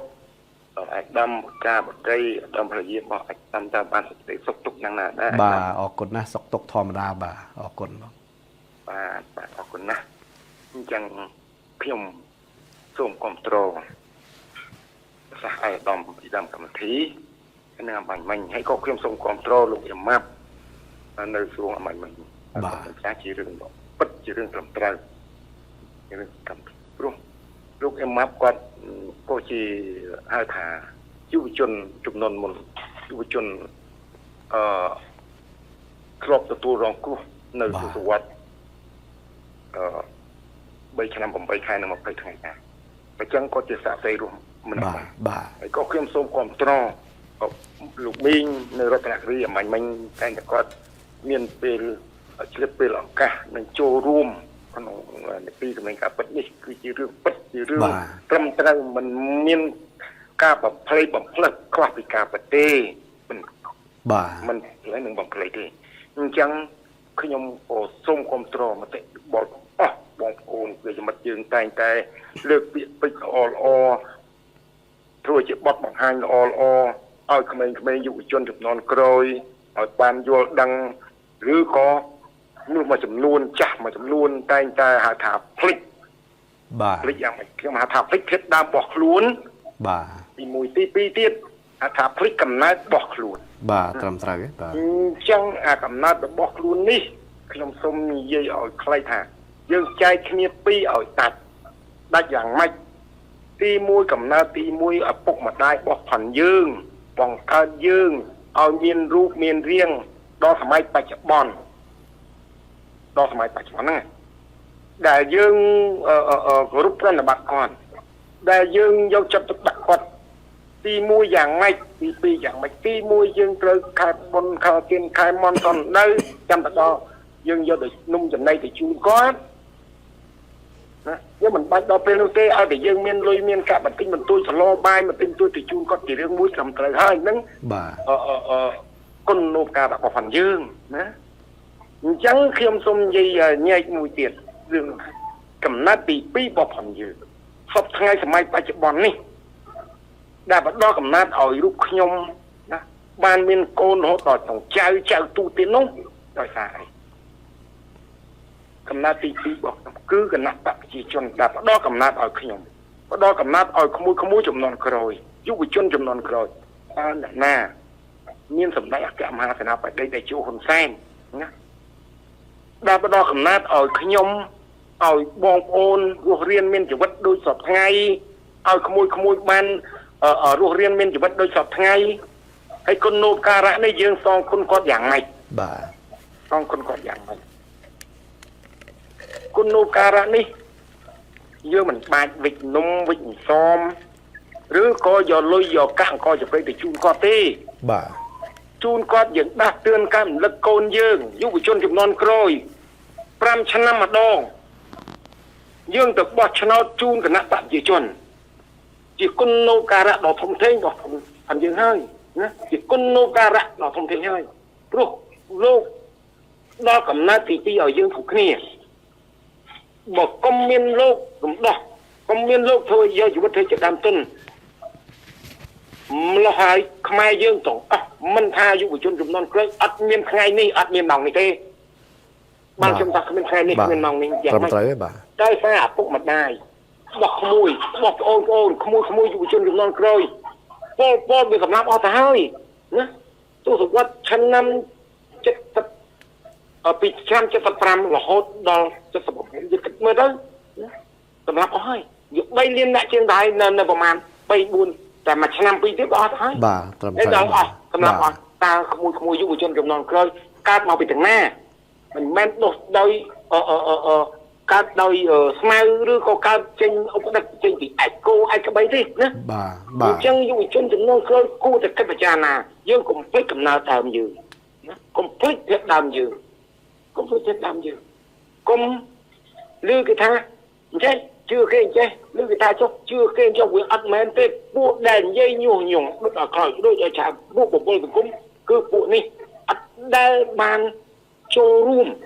ចំណែកណាមួយដើម្បីកសាងប្រទេសដើម្បីរំដោះប្រទេសជាតិទេពួកនេះបានតែចូលមកឲ្យប្រទេសយើងហិនហោចឲ្យប្រទេសយើងលលេលលត់ឲ្យប្រជាពលរដ្ឋយើងរងទុក្ខទឹកភ្នែកដោយសារពួកក្បត់ទៀតមួយចំនួនបាទយើងឃើញថាពួកនេះប្រវេណប្រវត្តិសាស្ត្រក៏ប៉ុន្តែមានសារស្អីរួមនៅច្រើនណាស់ដែលលោកដឹងលោកឮលោកបានធ្លាប់ឆ្លងកាត់បើអញ្ចឹងมันអាចបវល់មិនអាចប្រវេណប្រវត្តិសាស្ត្របានទេណាអត់បានទេអញ្ចឹងយើងជាប្រជាពលរដ្ឋចាស់ចំនួនមុនត្រូវបដៅយុវជនចំនួនក្រោយសម័យមុនយ៉ាងម៉េចណាសម័យក្រោយនេះយ៉ាងម៉េចពីអតីតកាលយ៉ាងម៉េចដល់សម័យបច្ចុប្បន្នយ៉ាងម៉េចព្រោះយើងចាស់យើងធ្លាប់ក្មេងណាយើងធ្លាប់ក្មេងតែក្មេងបានតែវាមិនដែលធ្លាប់ចាស់អញ្ចឹងយើងធ្លាប់ដឹងប្រវត្តិសាស្ត្រយើងត្រូវតែប្រាប់ត្រូវតែប្រងយើងត្រូវតែដាស់តឿនកាន់រំលឹកដូចខ្ញុំនិយាយពីខាងដើមថាគុណូបការៈដ៏ធំធេងដល់អ្នកមិនគុណទី2របស់ផងយើងព្រោះកំណត់ទី2របស់ផងយើងមិនបាច់វិចនំចំណេញក៏จะប្រៃលុយកាក់ទៅជូនលោកទេយើងឲ្យតែដល់គ្រាន់ឆ្នាំយើងបោះឆ្នោតជូនគណៈបព្វជិជនបោះឆ្នោតជូនគណៈបព្វជិជនមានសម្ដេចអគ្គមហាសេនាបតីតេជោហ៊ុនសែនជាប្រមុខដឹកនាំមានសម្ដេចបវរជប្តីហ៊ុនម៉ាណែតប្រមុខដឹកនាំនាយករដ្ឋមន្ត្រីសម័យបច្ចុប្បន្នលោកដឹកនាំប្រទេសអត់មានលំអៀងដោយពួកអកតេមួយចំនួនតែថាដឹកនាំយូរទៅក្រទៅដឹកនាំយូរទៅផ្ដាច់ការវានិយាយវាខុសដឹកនាំទៅមានអាការរីចម្រើនតាំងពីផ្លូវគុំអបបោះផាន់យើងទូទាំងប្រទេសតាំងពីផ្លូវអាទេសរហូតដល់សម័យបច្ចុប្បន្នទៅជាផ្លូវជាតិតែពេលឆ្លងទលេដើមមានតែទូកដោឬក៏កណូតឡាងឆ្លងសម័យឥឡូវនេះមានតែពេលឆ្លងកាត់ទលេចង់គ្រប់ខេត្តទៅហើយណាយើងមិនមែនថាចង់គ្រប់ខេត្តទេហើយយើងទីក្រុងភ្នំពេញពីសម័យមុនមានស្ពានអាកាសទេសម័យឥឡូវច្រើនណាស់បងនិយាយរចនាសម្ព័ន្ធរូបវន្តនានាដែលដុសដាលកើតចេញពីគណៈបព្វជិជនកើតចេញពីសម្ដេចអគ្គមហាសេនាបតីតេជោហ៊ុនសែនដែលលោកកសាងគឺថាច្រើនណាស់ធំធេងណាស់អត់មានអីកណនាបាននឹងហើយសន្តិភាពអរគុណសន្តិភាពគឺជារឿងមួយល្អត្រឹមត្រូវប៉ុន្តែបងប្អូនប្រជាពលរដ្ឋទាំងអស់ទូទាំងប្រទេសយើងគួរថាអរគុណសន្តិភាពយើងថែសន្តិភាពការពារសន្តិភាពយើងធ្វើម៉េចដូចខ្ញុំនិយាយពីខាងដើមយើងតែពួតគ្នា ព្រួតគ្នាបោះចោលជូនគណៈបកប្រជាជនគឺយើងការពារសន្តិភាពហើយការពារសន្តិភាពហើយមានសន្តិភាពគឺមានអ្វីៗទាំងអស់មានសន្តិភាពគឺមានការអភិវឌ្ឍបើគ្មានសន្តិភាពយើងឃើញប្រទេសគេនេះឃើញតាមមានទាំងត្រៀមមានការហិនហោចណាក្មេងយុវជនចំនួនក្រោយព្រោះអត់ដឹងពីចំនួនសម័យមុនពីទសវត្សរ៍ឆ្នាំ70អញ្ចឹងក្មួយមើលនៅប្រទេសគេនេះណាដែលមានសង្គ្រាមដល់ប្រទេសនោះតើវាតិចខ្ទមប៉ុណ្ណាណាប្រទេសយើងលើសគេទៀតក្មួយ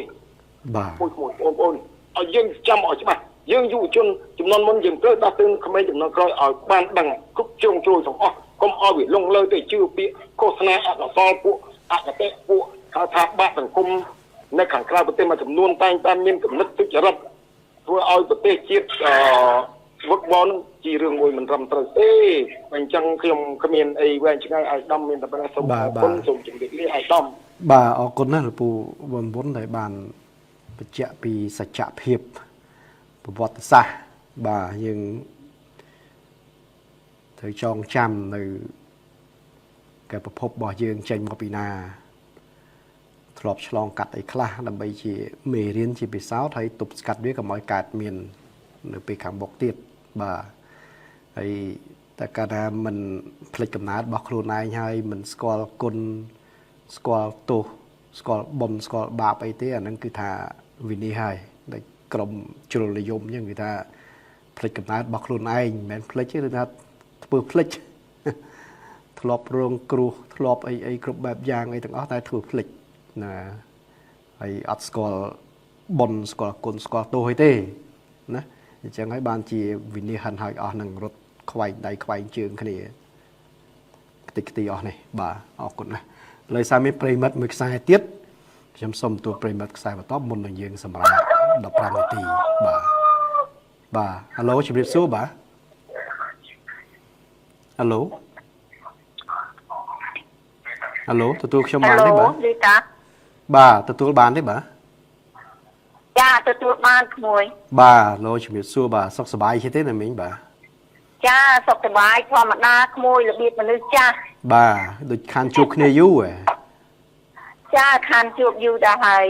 ខានជួបយូរដូចចង់ភ្លេចឈ្មោះភ្លេចកន្លែងអស់ហ្នឹងចាខ្ញុំនៅប៉ៃអេសានខេត្តរតនគិរីបាទចាអរគុណណាស់អញ្ចឹងណាមីងមានអីចង់ចូលរួមជាមតិយោបល់ក្នុងកម្មវិធីយើងមុ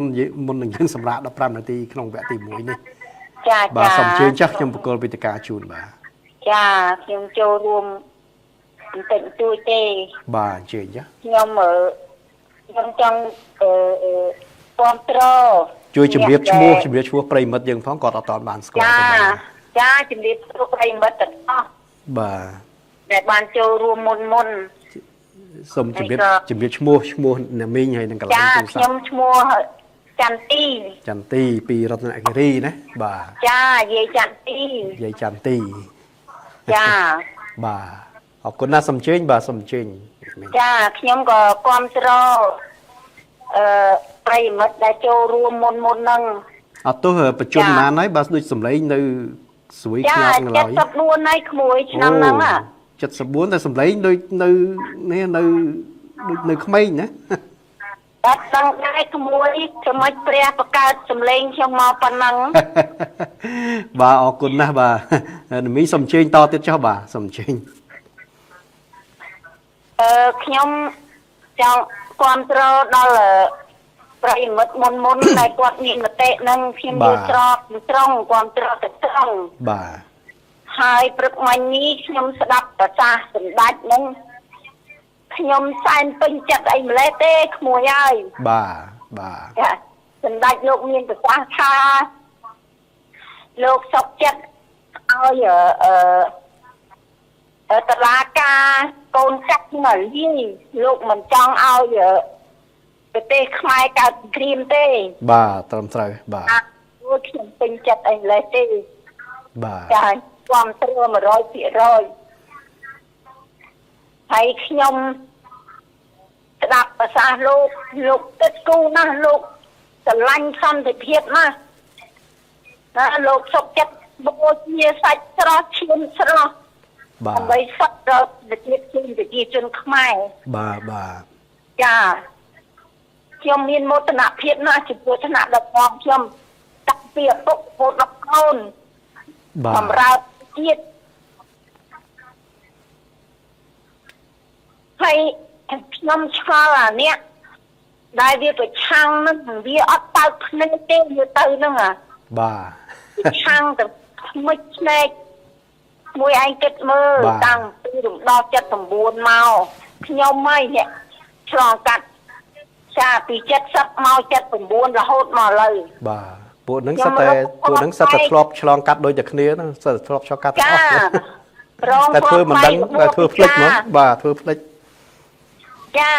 របួសពិការនៅសប្ថ្ងៃនេះឆ្លាក់ស្នាមនៅជើងឆ្វេងខ្ញុំពិការ បាទ ចាអត់មានកែងជើងទេហើយគួរឯងគិតមើលយើងរំដោះ79មកមានសពុតប្រដិបពីប្រឡាស់ទេ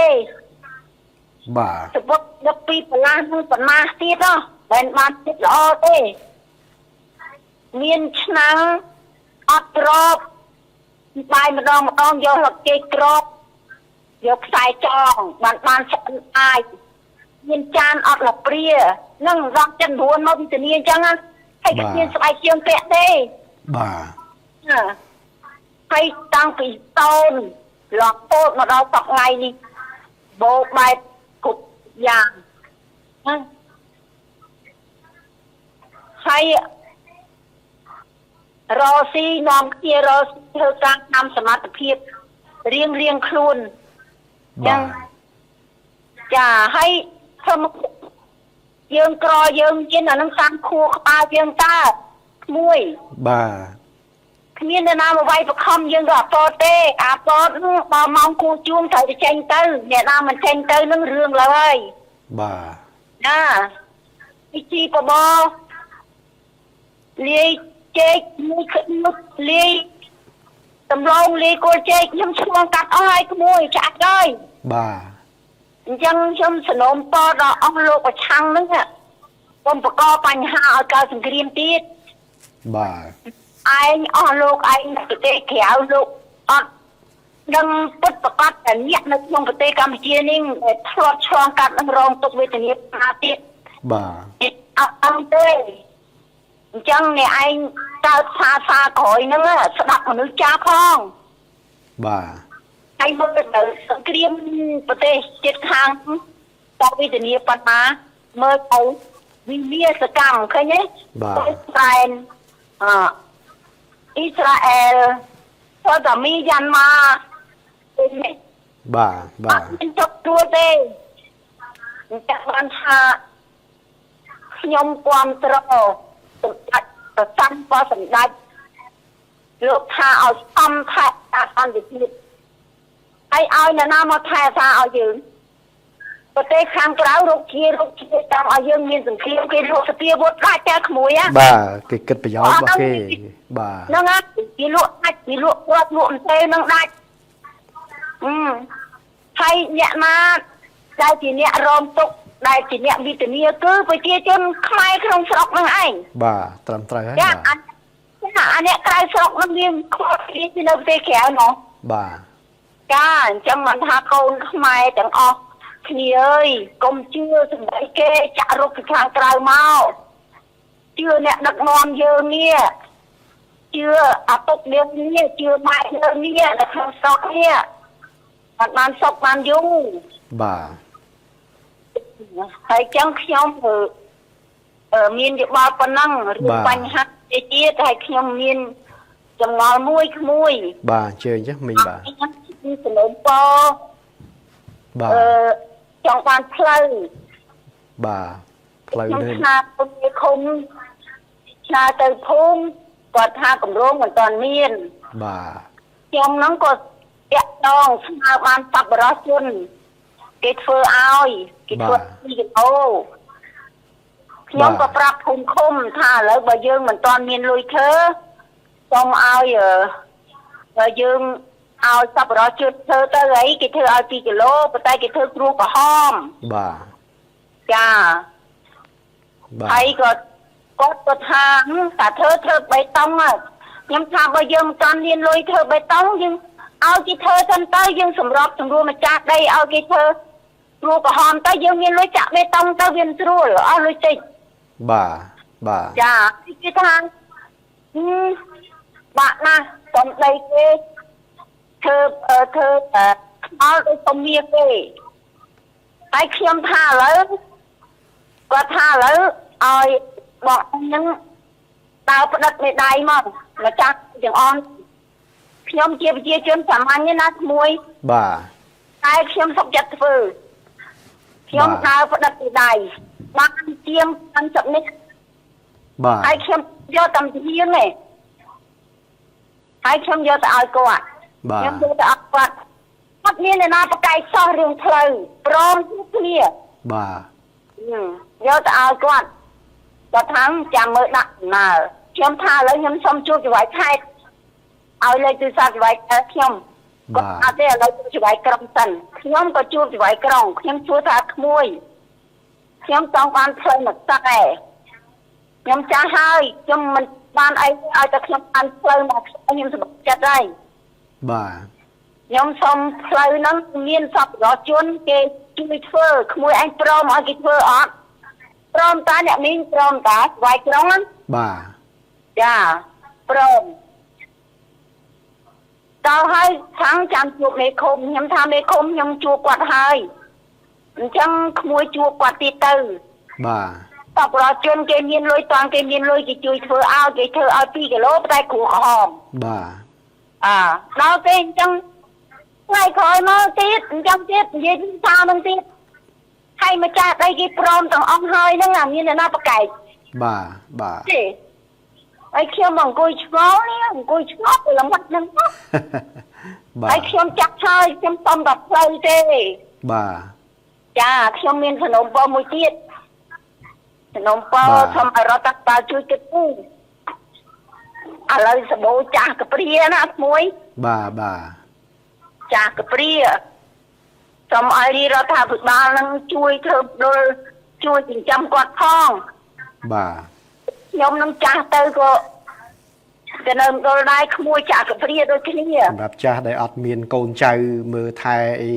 នេះបាទ តែរាល់ថ្ងៃហ្នឹងណានៅហ្នឹងម្នាក់ឯងអ្នកចៅ បាទ ឥឡូវចៅហ្នឹងគេរៀនចប់ថ្នាក់ទី12គេទៅម៉ែគេបាត់ហើយនៅតែឯងដដែលហ្នឹងក្មួយ បាទ វាអញ្ចឹងណារឿងហ្នឹងរឿងវាអញ្ចឹង បាទហ្នឹងគឺត្រូវគិតគូរបាទ ចាក្មួយខ្ញុំធ្លាប់ជួបក្មួយបុនធឿនមកសាហ្នឹងហើយក្មួយបុនធឿនខាងនីតិវប្បធម៌ខ្ញុំធ្លាប់ជួបគាត់ស្នាក់រឿងហ្នឹង បាទ គាត់ថានិយាយយកទៅទុកដល់គាត់មិននៅទេហើយខ្ញុំមានសំណុំពរមួយខ្ញុំថាក្នុងខេត្តមួយមានដុលមួយគាត់ថាយកទៅផ្ដុំនៅពេញដល់គាត់ទៅទេខ្ញុំគាត់ទៅដែរក្មួយយកទៅទេ បាទ គាត់ថាទៅនៅផ្ទះថ្មជាប់គុកហ្នឹង បាទ នឹងកើតទេខ្ញុំនឹងកើតទេ បាទ ហើយខ្ញុំសំណុំពរថាបើធ្វើដុលរកដីឲ្យទលាយបន្តិចនេះជាយោបល់ខ្ញុំណា បាទអត់ទេជាយោបល់ល្អបាទសម្រាប់ជាងធ្វើការសិក្សាស្វែងយល់បន្ថែមទៀតបាទ ចារកដីហ្នឹងឲ្យទលាយបន្តិចដីស្រុកនេះសបោក្មួយ បាទ ដីស្រុកហ្នឹងរកឲ្យបានឲ្យ3 4 5ហាត់ហើយធ្វើមណ្ឌលនៅទៅហ្នឹងធ្វើមណ្ឌលកដាលហ្នឹង បាទ ហើយយកយាយកព្រីហ្នឹងមកតាកព្រីហ្នឹងយកមកថែគាត់ធ្វើម៉េចអត់ពេលឈឺមើលគាត់ទៅ បាទ ពេលបាត់មានបាយគាត់ហូបទៅអញ្ចឹងណាក្មួយ បាទ គាត់វិហារក៏ទៅគាត់ទៅវត្តក៏ទៅតាមចិត្តគាត់ទៅណា បាទ ហើយយាយណាចេះដាំតដាំអត់ក៏ដាំទៅជាត្រីអីហើយតាមកក៏ចេះគ្រាគោអត់ក៏គ្រាគោទៅតាមកចេះគ្រាពពែក៏គ្រាពពែទៅ បាទ បាទយាយណាចង់ចាំមុនចាំទាអីអត់បានចាំទៅតាមកម្លាំងរបស់គាត់ទៅ អត់អីជាយោបល់ល្អបាទ ចាខ្ញុំនៅកើតមួយខ្ញុំនៅចឹងកើត បាទ ពួកខ្ញុំលពឹងខ្ញុំនៅឈានកើតទេ គាត់អាចធ្វើឲ្យបានធ្វើនៅក្នុងមណ្ឌល នៅក្នុងហ្នឹងទៅយើងគ្រាន់តែមានឈឺមើលគាត់ បាទ ហើយបាយឲ្យមានឲ្យគាត់ហូប បាទ តែប៉ុណ្្នឹង បាទ ចា អត់អីជាយោបល់ល្អបាទព្រោះជានយោបាយសង្គមកិច្ច គុំកាច់ទៅមុខទៀតត្រូវគិតគូររឿងអស់ហ្នឹងហើយ ចាតាថាមានកម្លាំងដាំផ្លែក៏ដាំមើល បាទ ក៏ដាំមើលឲ្យខ្ញុំដូចខ្ញុំនេះក្មួយចាទៅកាន់លពឹសនៅឈានកើតទេ បាទ ចាភ្លៀងនៅលើផ្ទះខ្វៃខ្វៀលឲ្យជិះមកនាងដបូលខ្ញុំសុកទេក្មួយខ្ញុំសុកទេ បាទល្អនេះតម្រូវការរបស់មនុស្សចាស់បាទជាតម្រូវការរបស់មនុស្សចាស់ តាហើយរាល់ថ្ងៃហ្នឹងចង់បានកង់អាគុយមួយជីគេដែរប៉ុន្តែអត់តាមលុយមិនទាន់បានមួយជីតកង់ឯងរាល់ថ្ងៃហ្នឹងធាក់តកង់ឯង បាទ ឲ្យគេថាចេះនិយាយជីកង់ហាត់ប្រានមែនទេអញជីជង្គង់អញចង់ងាប់ហើយប៉ុន្តែអញអត់មានលុយអញអត់មានលុយទិញកង់អាគុយ មានលុយទិញកង់អង្គុយបាត់ចង់ហាត់ប្រាណហើយ ចាអត់ទាន់មានលុយចង់បានអាកង់អង្គុយកង់3ណាក្មួយ បាទ ឃើញគេទីស្រួលគាត់ដឹកផ្លែឈើដឹកបន្លែអីទៅលក់ឆាហ្នឹងស្រួល ចុះឥឡូវ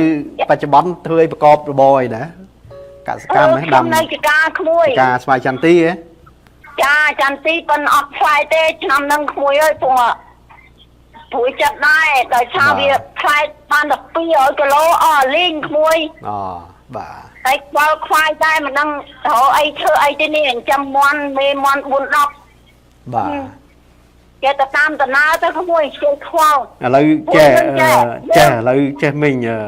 សំណុំពរផ្លូវមិញសុំទីតាំងបន្តិចនៅភូមិណាឃុំណាឯកន្លែងណាដើម្បី នៅភូមិថ្មី ភូមិថ្មី ចុងទៀន សុំអូប៉េរ៉ាទ័រកាត់តុងបន្តិចមិនមិនខ្ញុំបញ្ជូនព័ត៌មានទៅចវាយខេត្តតែម្ដងហើយសុំលេខមិញមួយផងណាសុំលេខមិញដើម្បី លេខខ្ញុំហ្នឹងក្មួយលេខខ្ញុំលេខហ្នឹង បាទសុំអូប៉េរ៉ាទ័រកាត់លេខរបស់គាត់ឈ្មោះគាត់ទីតាំងណាសុំម្ដងទៀតភូមិឃុំបាទ ភូមិថ្មីក្រុងបានលងឡាបានសៀក បាទ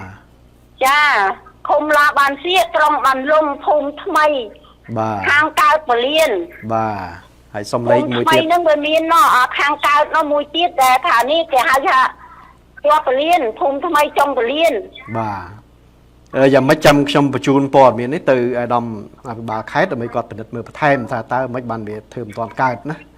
ហើយតែជាងការវាមាននៅក្នុងគម្រោងរបស់ក្រសួងអភិវឌ្ឍជនបទអីទៅក៏គេធ្វើមិនទាន់កើតដែរហ្នឹង ចាក្មួយចាំខ្ញុំជំរាបក្មួយកាល2013ហ្នឹងគម្រោងគេធ្វើមួយសារហើយគេមិនទាន់កើតរីសតទៅចិត្តខ្ញុំទេនៅឯណា បាទ ចាគេប្រងធ្វើហើយប៉ុន្តែណោះអ្នកឲ្យលើណោះគេមិនព្រមបើកផ្លូវអាអ្នកគេជាប់ក្បាលជាប់ខ្នល់ណាក្មួយ បាទ គេមិនព្រមបើកដល់អញ្ចឹងទៅមួយឆ្នាំក្រោយមកទៀតដាក់តែមកចាក់ដីខាងលើហ្នឹងគេឈូសខ្លួនគេឈូសដីគេហ្មងគេឈូសបោកហ្មងខ្ញុំក៏ប្រាប់ទៅមេឃុំខ្ញុំថាមេឃុំអើយណោះគេបើកផ្លូវឲ្យតើថាគ្មានលុយធ្វើទេតរ5ឆ្នាំទៀត បាទឥឡូវចេះខ្ញុំ ឆ្នាំឥឡូវវា20ឆ្នាំហើយតាំងពីនោះមកដល់ឥឡូវ20ឆ្នាំហើយក្មួយ ឥឡូវចេះចាំខ្ញុំជូនព័ត៌មានទៅបាទខេត្តណាហើយចាំមើលគាត់សិក្សាមើលយ៉ាងម៉េចគាត់ចាំបាច់តាក់ទងទៅនឹងមីងផ្ទាល់ចាំគេតាក់ទងទៅផ្ទាល់ណាដើម្បីព័ត៌មានបន្ថែមមើលថាមានសប្បុរសជនណាមានសប្បុរសជនបាយចិត្តដល់ក្មួយ មានសប្បុរសជនគេជួយសង់ឲ្យហើយអញ្ចឹងវាធូរយើងច្រើនដែរណាបាទ ចាគ្រាន់តែឲ្យឃុំយើងសម្របស្រួលចាដីតែប៉ុណ្្នឹងទេ អូខេបាទឥឡូវចាំសុំលេខមិញក្រុមការងារក៏កត់បានដែរហើយយ៉ាងម៉េចខ្ញុំជូនព័ត៌មានទៅដល់បាទខេត្តហើយចាំបាច់គាត់តាក់ទងទៅមីងផ្ទាល់ដើម្បីបាទព័ត៌មានបន្ថែមគាត់នឹងតាក់ទងណាបាទចាអរគុណដល់ក្មួយបានផ្លូវដើរងាប់បាត់ផ្នែកចិត្តដល់ក្មួយ បាទអីវាជាការពិវត្តសម្រាប់ប្រជាពលរដ្ឋយើងនៅក្នុងតំបន់ភូមិឃុំនោះចាអរគុណថ្ងៃហ្នឹងមានផ្លូវមួយខ្សែដែរប៉ុន្តែគេធ្វើចូលត្រឹមចកាគេក្មួយ បាទ គេធ្វើកបត់មកកណាត់ត្រឹមចកាគេហ្នឹងគេធ្វើចូលចកាគេហ្នឹង បាទអាផ្លូវពុតប្រកាសនេះអាគេផ្ដើមឈូសពី2013នេះវានៅកបត់មកកណាត់ហ្នឹងទៅវាអត់បានទៅមុខទៀត អត់អីទេចាំមើលខាងខេត្តបាទខេត្តគាត់ពិនិត្យសិក្សាមើលណាបាទ ចាហើយមណ្ឌលចាស់ជរាមិញហ្នឹងជាកំណត់ជាយោបល់ល្អដែលយើងត្រូវសិក្សាមើលបន្ថែមទៀតជានយោបាយសង្គមកិច្ចពីព្រោះប្រទេសគេនៅបណ្ដាប្រទេសគេមានហើយតែដោយសារទម្លាប់គេខុសពីយើងទម្លាប់គេគឺពុកម្ដាយចាស់ទៅក៏នៅជាមួយកូនទេកូនក៏មិននៅជាមួយដែរអញ្ចឹងគេបង្កើតជាមណ្ឌលប៉ុន្តែយើងទំនៀមទម្លាប់យើងពីមុនមកគឺថានៅជាមួយកូនមើលថែពុកម្ដាយពេលចាស់ទៅប៉ុន្តែទៅមុខទៀតអាទម្លាប់ផ្លាស់ប្ដូរហើយ ព្រោះកូនគេរវល់ការងារគេអីដែរជាងកាលឪពុកម្ដាយគាត់ក៏មិននៅជាមួយកូនក៏មិននៅជាមួយឪពុកម្ដាយ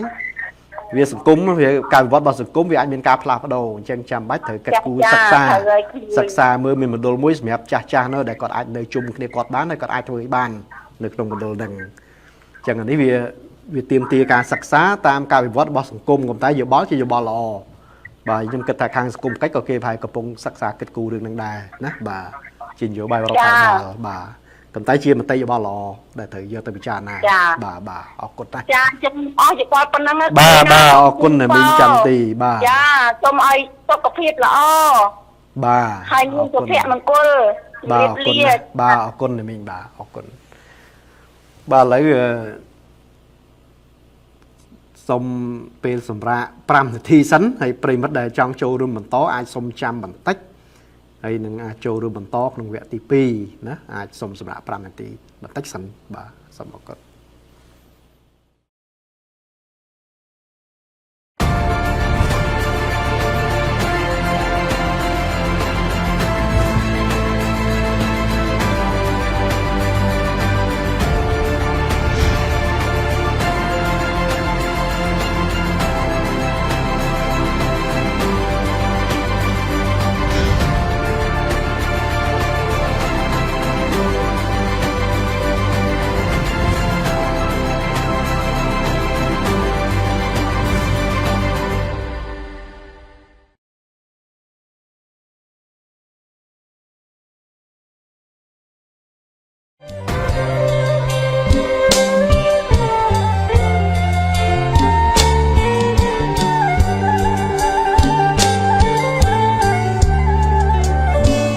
យុទ្ធនាការថ្មី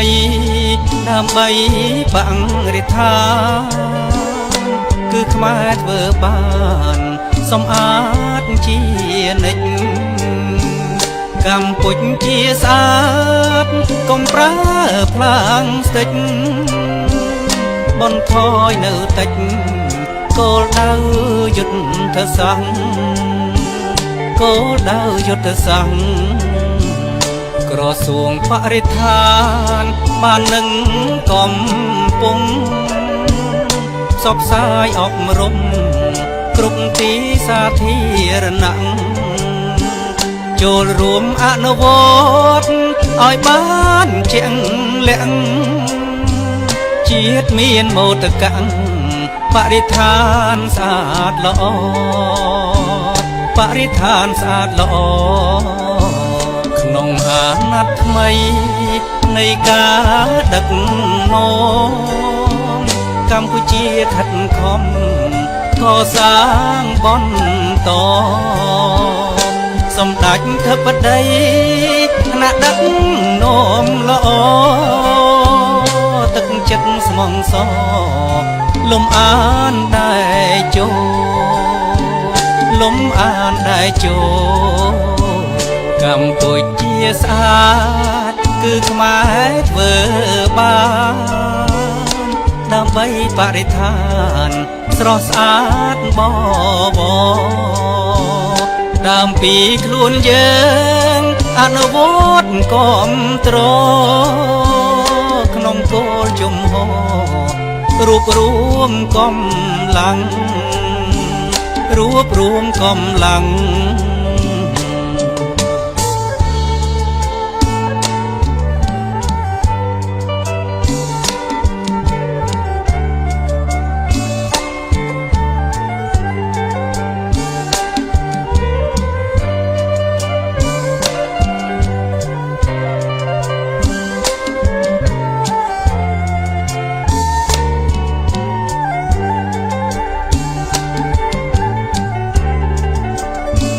ក្រសួងបរិស្ថានបាននឹងកំពុងផ្សព្វផ្សាយអប់រំគ្រប់ទីសាធារណៈចូលរួមអនុវត្តឲ្យបានជាក់លាក់ជាតិមានមោទកបរិស្ថានស្អាតល្អបរិស្ថានស្អាតល្អក្នុងអាណត្តិថ្មីនៃការដឹក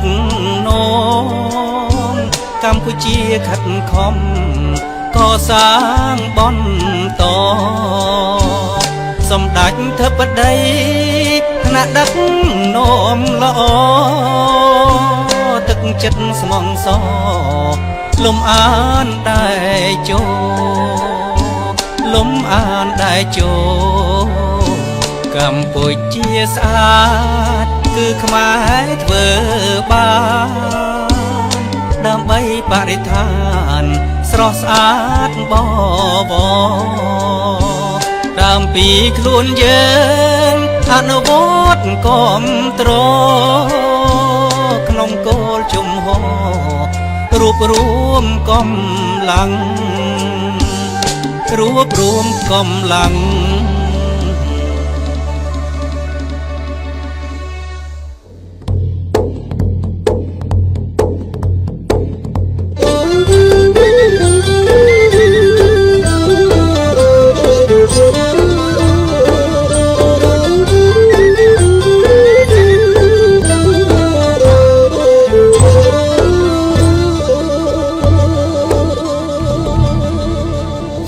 ច្រៀងរំលឹក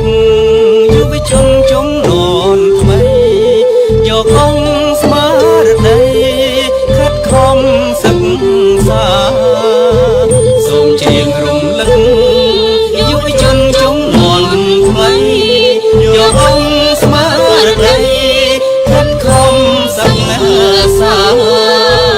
ជំនាញបច្ចេកទេសគោលដៅទីផ្សារចេះចាំកាលត្រូវខិតខំរៀនជំនាញបច្ចេកទេសគោលដៅទីផ្សារចេះចាំកាលត្រូវខិតខំរៀនត្រូវជាងឲ្យបានអំពើបាយមុខ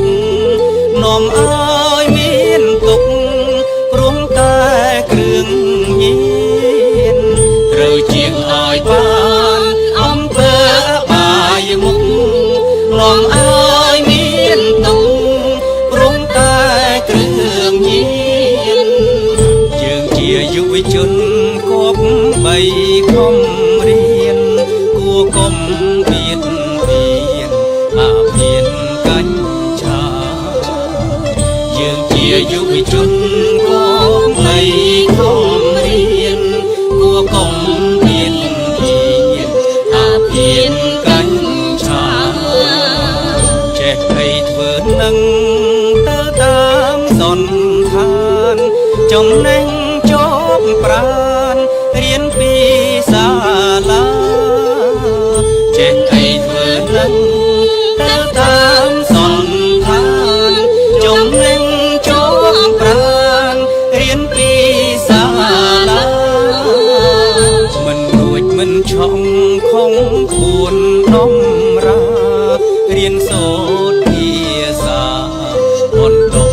គុំនិតមិនរួចមិនឆក់ខំខួនដំរារៀនសូត្រភាសាបន្តគុំនិតកម្ពុជាយើងសមាជិកអាស៊ានត្រូវការអ្នកមានចំណេះដឹងពិត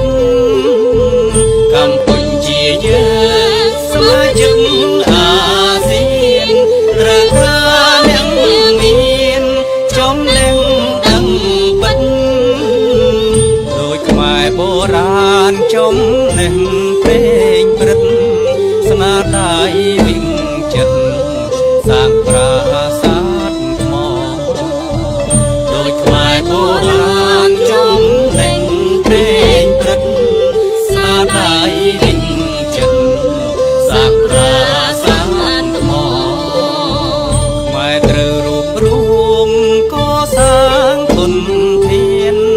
ចំណេញជាស្ពានរៀនដោយស្មោះសរ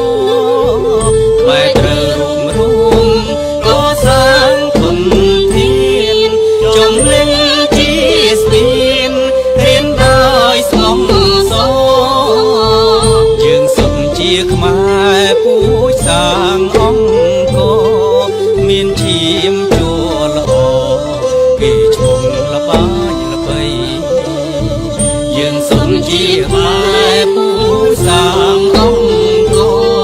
មានឈាមចូលល្អ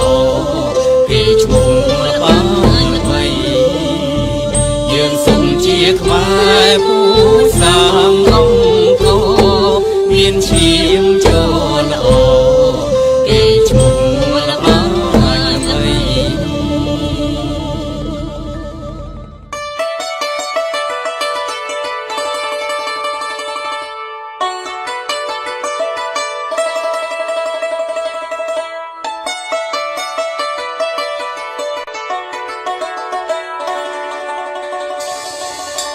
ម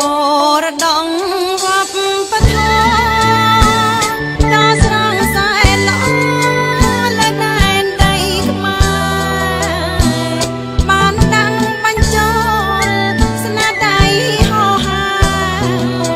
ដំណើរជាគេមានច្រើនសន្ធឹកអង្គការយូណេស្កូ កម្ពុជាចូលជាសមាជិកថ្ងៃ3កក្កដាយើងច្រៀងរំលឹកខ្លាយជាសមាជិកនៅឆ្នាំ51កម្ពុជាអរគុណបវរលើកលន់គុណផ្ដល់ជំនួយរាំងសាប្រាសាទថែមទាំងលើកស្ទួ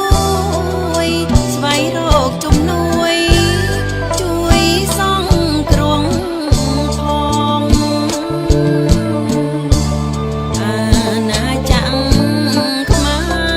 របពាំងបរងខ្មែរស្នាដៃចំបងបនសល់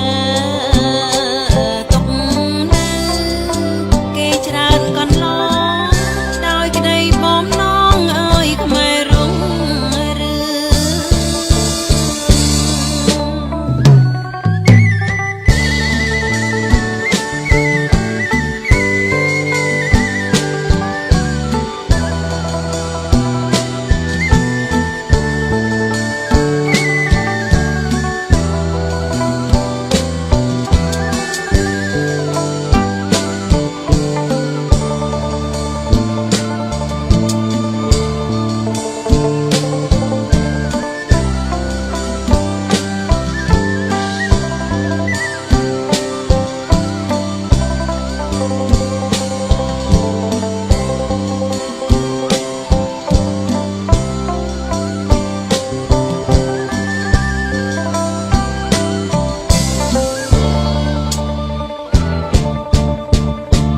កម្ពុជា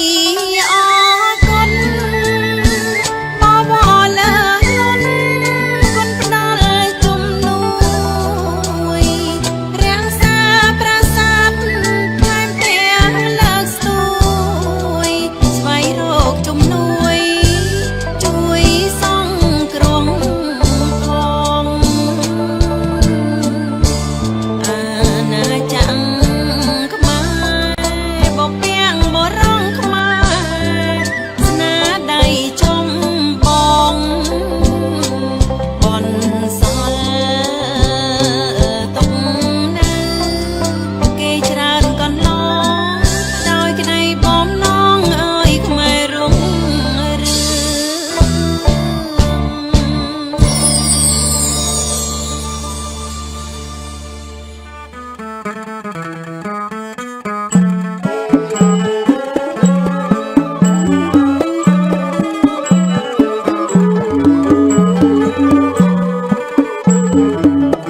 ហើយអើយខ្មែរមានប្រាង្គប្រាប្រាសាទល្បាញល្បីណាលោកកាយអើយប្រជាប្រុសស្រីគប្បីចងចាំអើយ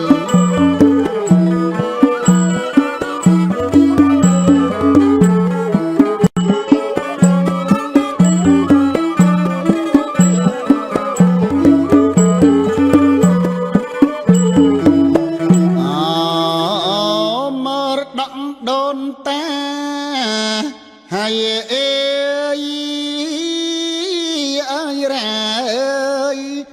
ក្សាថែជាប្រចាំងើយតមកពាន់ឆ្នាំចុងបញ្ជីពេតិកភ័ណ្ឌ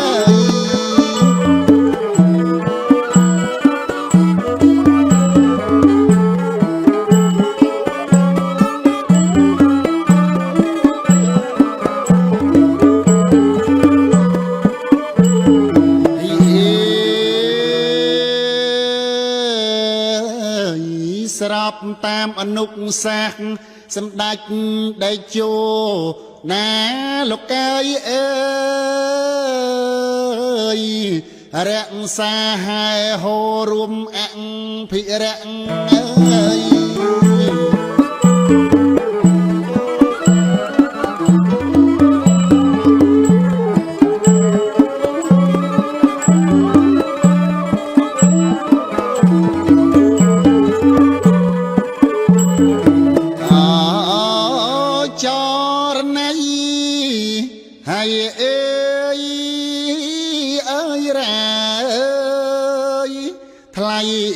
បលាក់អើងើយជាសាវតាជាក់ថែមរតកអើយជាតិអើយ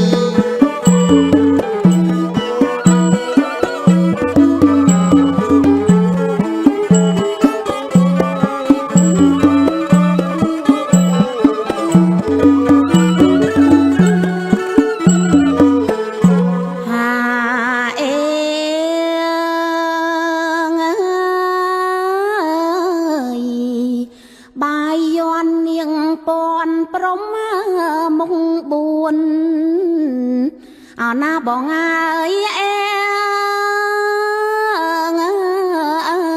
យប្រាំងវិហាបាពួនស្ងួននៃរួមថែ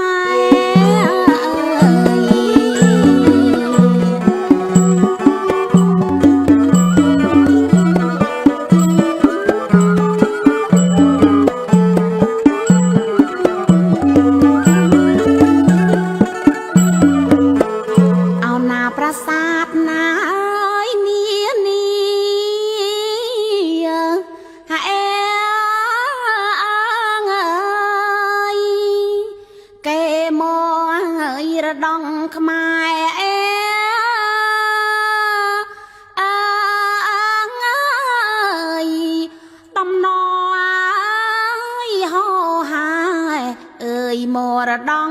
មនុស្សសជាតិណា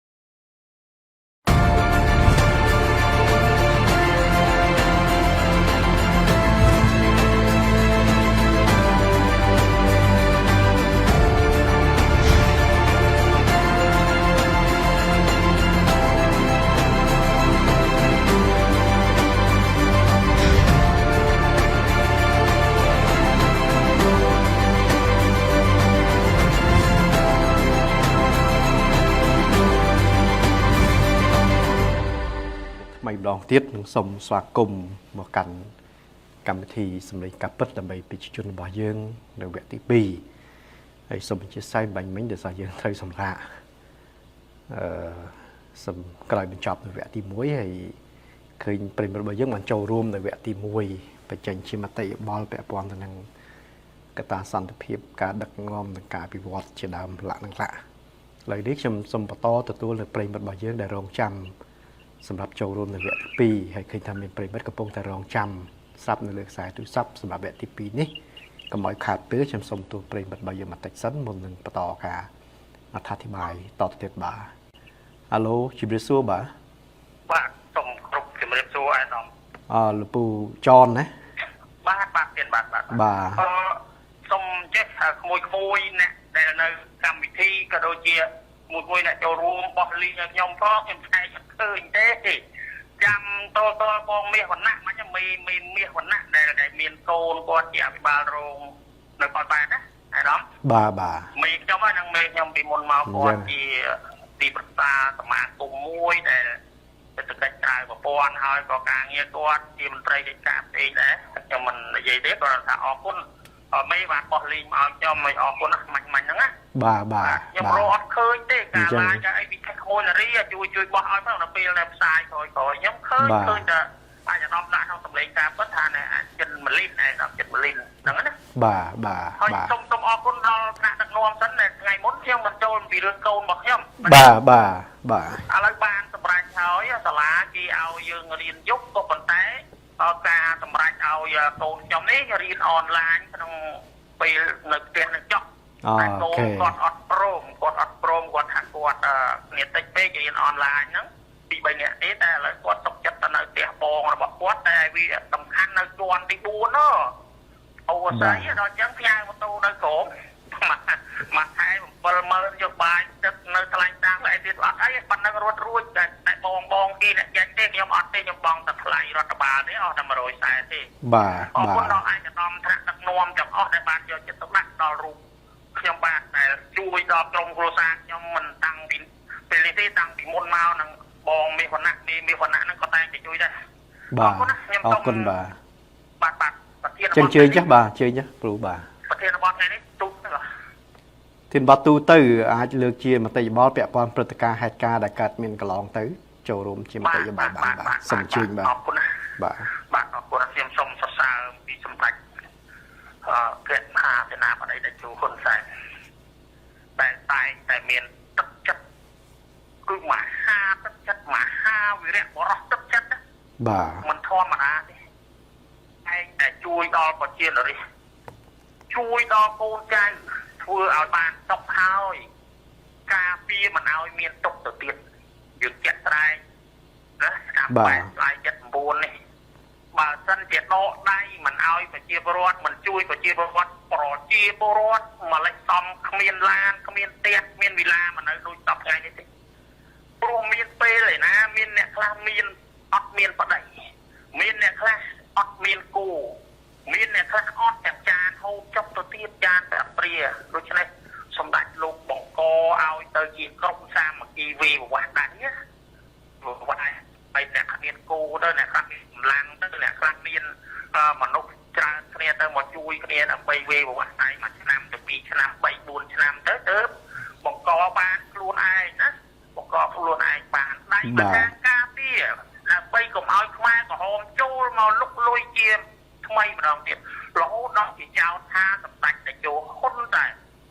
ដឹកនាំប្រទេសជាតិយកយួនយកបរទេសមកសម្លាប់ខ្មែរដូចជាពលករក5តែបង្កើតជាពលករក5តែបើសិនជាមិនទៅបង្កាយកាប់ព្រៃនោះខ្លះចេញទេវាជាទម្រង់របស់ខ្មែរក្រហមបាត់ទៅហើយប្រជាជនម្លេចដំនៅថ្ងៃនេះគឺមិនទាន់ចប់ចង្គ្រាមនៅឡើយទេនេះជាទឹកចិត្តដ៏សប្បុរសរបស់មហាទឹកចិត្តមួយនៃសម្ដេចអគ្គមហាសេនាបតីតេជោហ៊ុនសែន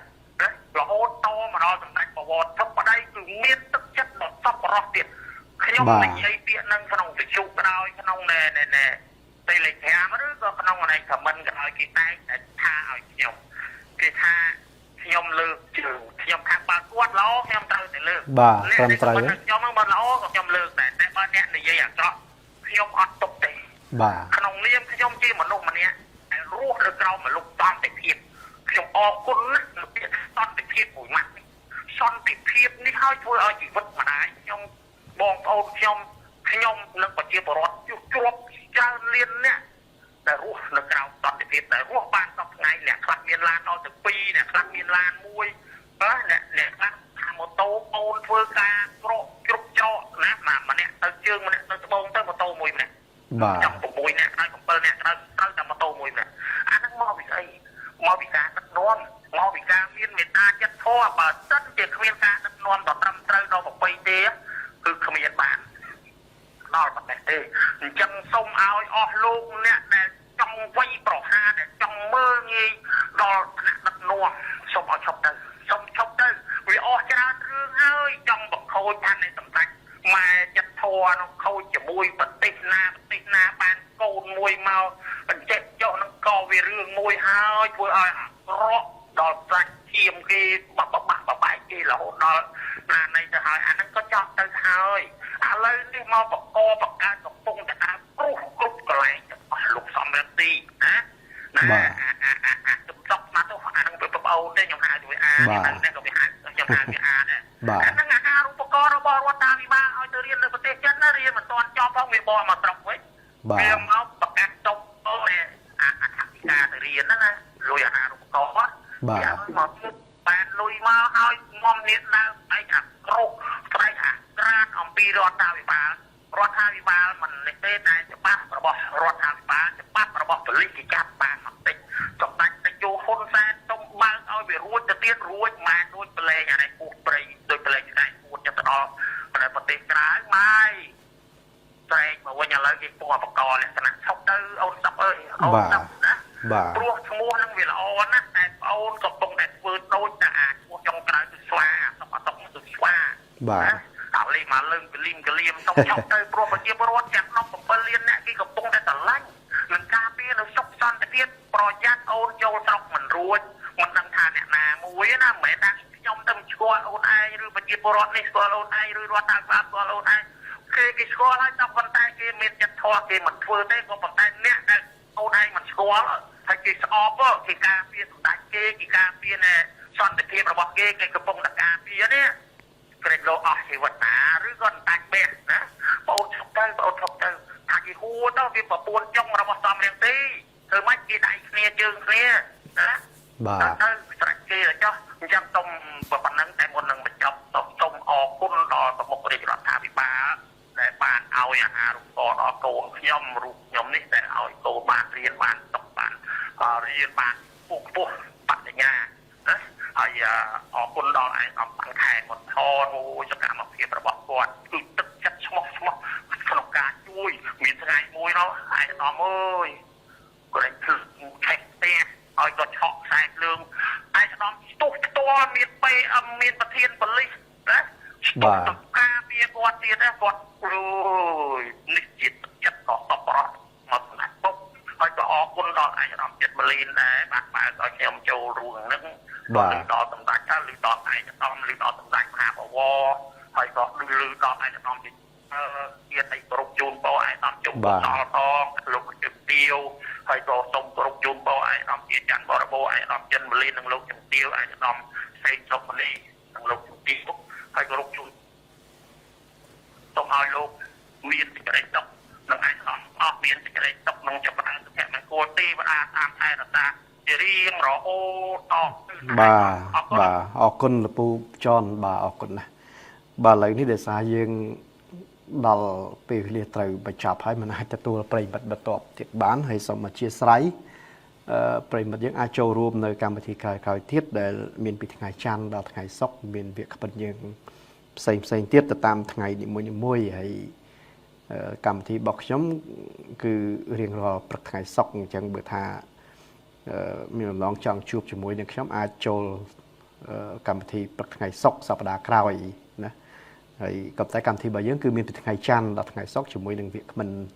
ផ្សេងទៅតាមថ្ងៃនីមួយអញ្ចឹងមុនបញ្ចប់សូមថ្លែងអំណរគុណដល់ប្រិយមិត្តដែលបានទូរស័ព្ទចូលបញ្ចេញជាមតិយោបល់ចែកម្លែកព័ត៌មានចំណេះដឹងនិងសំណូមពរនានាសូមអរគុណដល់ប្រិយមិត្តដែល តាមដានការផ្សាយបន្តផ្ទាល់ហើយបានផ្ញើសារជាមតិយោបល់និងសារស្វាគមន៍នេះមកកាន់កម្មវិធីរបស់យើងខ្ញុំហើយក៏សូមថ្លែងអំណរគុណដល់លោកតាលោកយាយអ៊ំពូមានមីងដែលស្ដាប់ការផ្សាយបន្តរបស់វិទ្យុបាយ័ន FM របស់យើងផងដែររយៈពេល2ម៉ោងនេះគឺ10ព្រឹកដល់ម៉ោង12ថ្ងៃត្រង់ចឹងពេលនេះយើងឈានដល់ទីបញ្ចប់ដែលត្រូវបិទបញ្ចប់នៅកម្មវិធីរបស់យើងជាងសូមគោរពជូនពរឲ្យដំលោកនាងលោកស្រីនិងកញ្ញាទាំងអស់ជួបប្រទះតែសេចក្តីសុខសុភមង្គលក្នុងក្រុមគ្រួសារហើយខ្ញុំបាទនឹងវិលមកជួបប្រិមិត្តរបស់យើងជាថ្មីម្ដងទៀតតាមពេលវេលាម៉ោងដែលថ្ងៃសុក្រសប្តាហ៍ក្រោយពីម៉ោង10ព្រឹកដល់ម៉ោង12ថ្ងៃត្រង់សូមអរគុណសូមជម្រាបលា